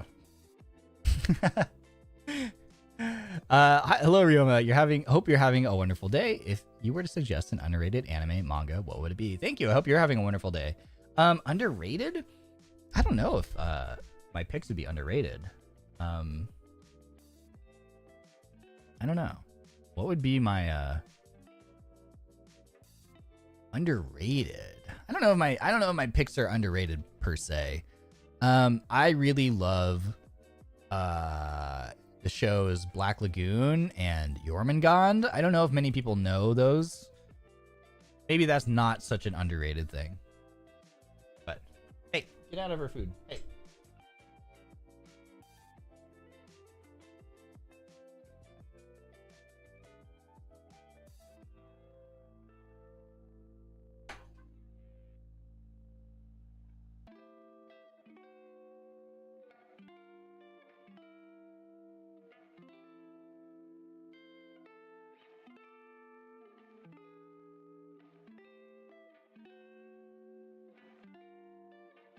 Just goobers, man.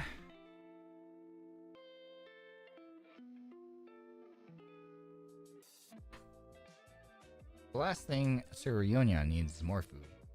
Chonky boy. I just bought Jormungand on Blu-ray. No way. That's awesome. Started Black Lagoon. I love Black Lagoon. Terran Resonance. I don't think Terran Resonance is an underrated pick, though. I think a lot of people know Terran Resonance. There's actually, I think, a lot of people who named Terran Resonance as like one of their favorite shows. Just in like NIJISANJI EN alone, I think. It's such a good show. Gekon Shoujo Nozaki-kun, or Monthly Girls Nozaki-kun in English. I don't know if that's an underrated one. I think it was it Enna tweet about it? Because there's like Nendroids from the characters being released. I think that show is incredible. I think I actually own that show on Apple. Because that was one of the first shows that I watched when I was getting into anime. And was it Millie? Was it Millie? Yeah. It's from Millie. That's right. Yeah. That was one of the first shows. I found that show really early when I was getting into anime. And I distinctly remember it because it was like the first show that made me laugh cry. Not even just like first anime, just like first TV show I've ever watched, like any show where I was like laughing so hard that I was laugh crying. So I really, really love that show. I'm pretty sure I actually bought it at some points. Let me see. Yeah, I actually own all the episodes on Apple. I don't remember why. I think I bought it because maybe it went away from whatever platform I was watching on, and I just was like, I need to own this one. It's so funny. So I actually own that one. Yeah. I love that show. I also apparently own Barakamon. So I need to watch that again. Isn't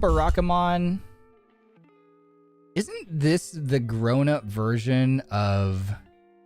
I can't remember. Like,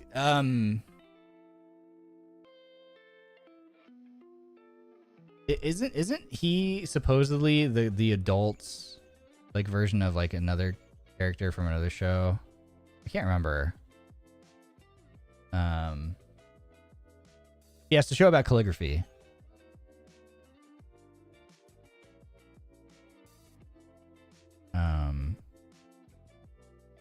But I can't remember what it was. I'm looking for it. Is it Honda-kun?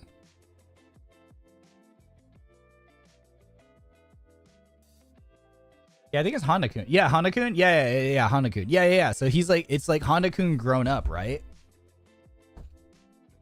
Yeah, it's like him grown up. I need to rewatch both of those shows. I'm going to rewatch both of those in order. I'm going to watch Honda-kun and then watch Barakamon again.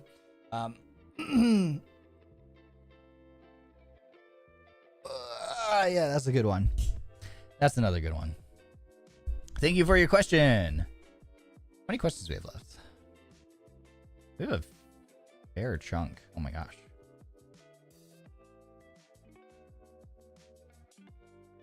Wait. 1, 2, 3, 4. 11, 12, 13, 14, 15, 16. 20, 21, 22, 23. 23 questions? That means I got through a little over half of them, right? I got through a little over half of the questions for today. So maybe let's save. Oh yeah, I have 32 left.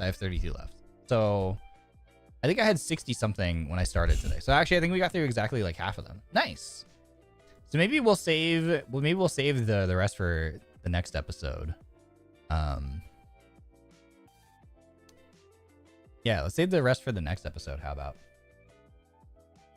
Because these, I try to keep these to about 2 hours. I try to keep these to about 2 hours so that you have a little 2-hour digestible thing of content to watch. Unlike some of my Gorilla Apex Endurance streams. But thank you so much. Thank you for all your questions. I hope that you guys enjoyed. Sorry again that it's been so long. I'm losing my voice. Help.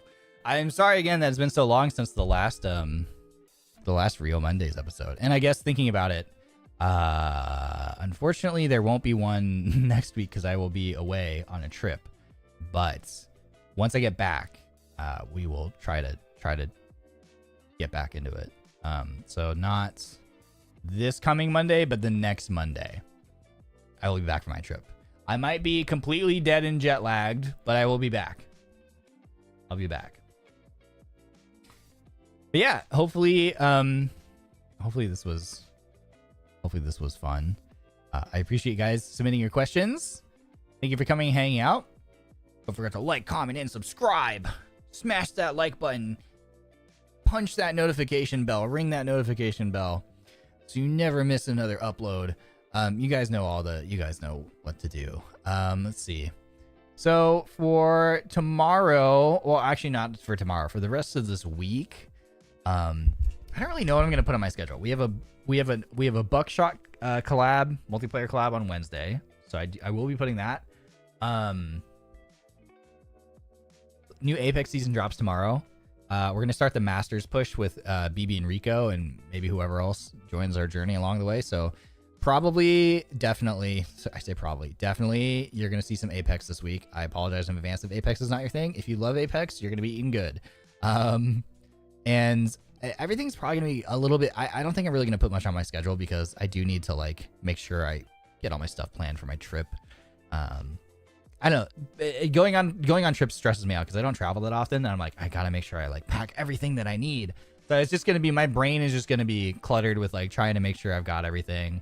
Make sure I've got shows and games for the trip and all the clothes that I want to wear and enough space and for souvenirs and all that nonsense that for probably a normal person whose brain works correctly is like just a one-day thing. But for me, it's going to take all of my energy for the next week. So I apologize in advance for that. But it's going to be a really awesome trip. You may see and hear from me during the trip. I decided today that I'm not going to bring my computer because I just never end up streaming whenever I'm gone. So I'm not going to stream anything on my channel. But who knows? You might see me pop up anywhere. You never know. First time watching Real Monday, it was mad chill, so I might have to watch the next one. Yeah, come back sometime, Magenta. I hope that you enjoyed. Yeah. Anyway. Yeah, so I'm going to be gone for a week. I'm going to be gone.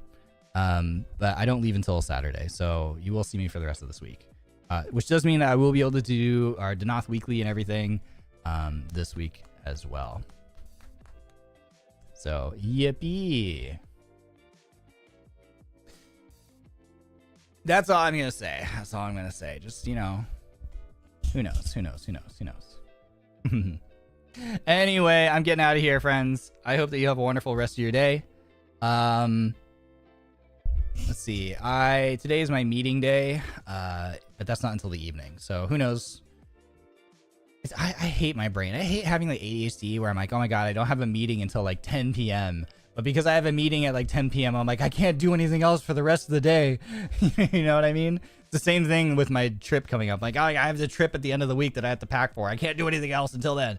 I hate that paralysis that I get. It's so frustrating. But, that's where I'm at. So just putting that out there. So if you're like, man, why isn't he streaming even though he's gonna be gone for a week? It's because I'm currently dealing with that paralysis. I'm gonna do my best to like edit some videos so that at least you guys have some like shorts or some stuff to watch, while I'm gone. But yeah, I apologize. It's me versus my brain as per usual. So I will do my best. I also have one thing of offline work to record that I'm also just like, like I have this one thing I have to do. As well, that I have to get done before I leave. So that's also, I'm also fighting that. But hopefully I knock that out in the next day or two, and then we're good to go. Anyway, I hope you had fun today. Thank you so much for watching. If you haven't checked out some of the recent stream VODs, that'll be a good time to catch up on them too. We had a lot of really fun. We had so many fun collabs recently. Like, honestly, looking at my recent streams, throw a dart at a dartboard, they're all really freaking hilarious. Like, we had Apex Movement yesterday. We had Goose Goose Duck yesterday. Apex stream, we had what? We had Mario Party, where I absolutely destroyed again in Mario Party. God, the Lockdown Protocol collab was hilarious. Hide and Seek with NIJISANJI EN was hilarious. Escape Simulator with Remio was hilarious. Content Warning with Rico and Mischief and Hysteria was hilarious. MTG Arena with Xander was awesome. Like, there's so many good ones. There's so many good. Just throw a dart at the dartboard, and there's so many good VODs to catch up on if you haven't. So maybe use that time while I'm gone too to catch up on them, because they were all so much fun and silly. And so silly. Yeah, banger streams. Banger streams. All your collabs this week were so much fun. Thank you for working hard. Oh, no problem. No problem. Honestly, I don't think I really organized it. These were all like ones I got invited to, I think. I'm trying to think. I don't think I did anything. I just showed up.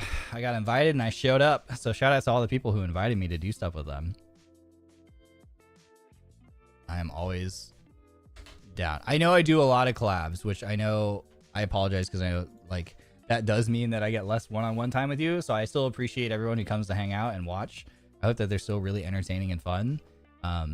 I just love doing things with other people, with other content creators. So like if I get invited to a collab and I'm not busy, I'm gonna probably say yes. I'm gonna say yes pretty much. Like, so I'm there. You want to play games with me? You want to let me come play games with you and other people? Okay, I'm there. Say less, bro. It's so much fun. Yeah. All right, friends, I'm getting out of here. Let me see. Oh yeah, I should raid someone, huh? Let's see. What do we got going on today? Who's live? Oh, it's just Raymu. She's not ending, is she? No, she's still going. Okay, cool. Oh, Red Dead Redemption. I've heard really, really good things about this game. All right, I'm going to send you guys over to Raymu. Have fun with Raymu Senpai. And I will catch you all later. Definitely probably tomorrow. And when I say maybe, I mean definitely, because it's the new Apex season. So of course I'm going to be playing. Of course I'm going to be playing Apex tomorrow. Sorry, not sorry in advance. Have fun with Raymu Senpai. Playing some Red Dead Redemption. And I will see you all later. Okay, love you. Bye.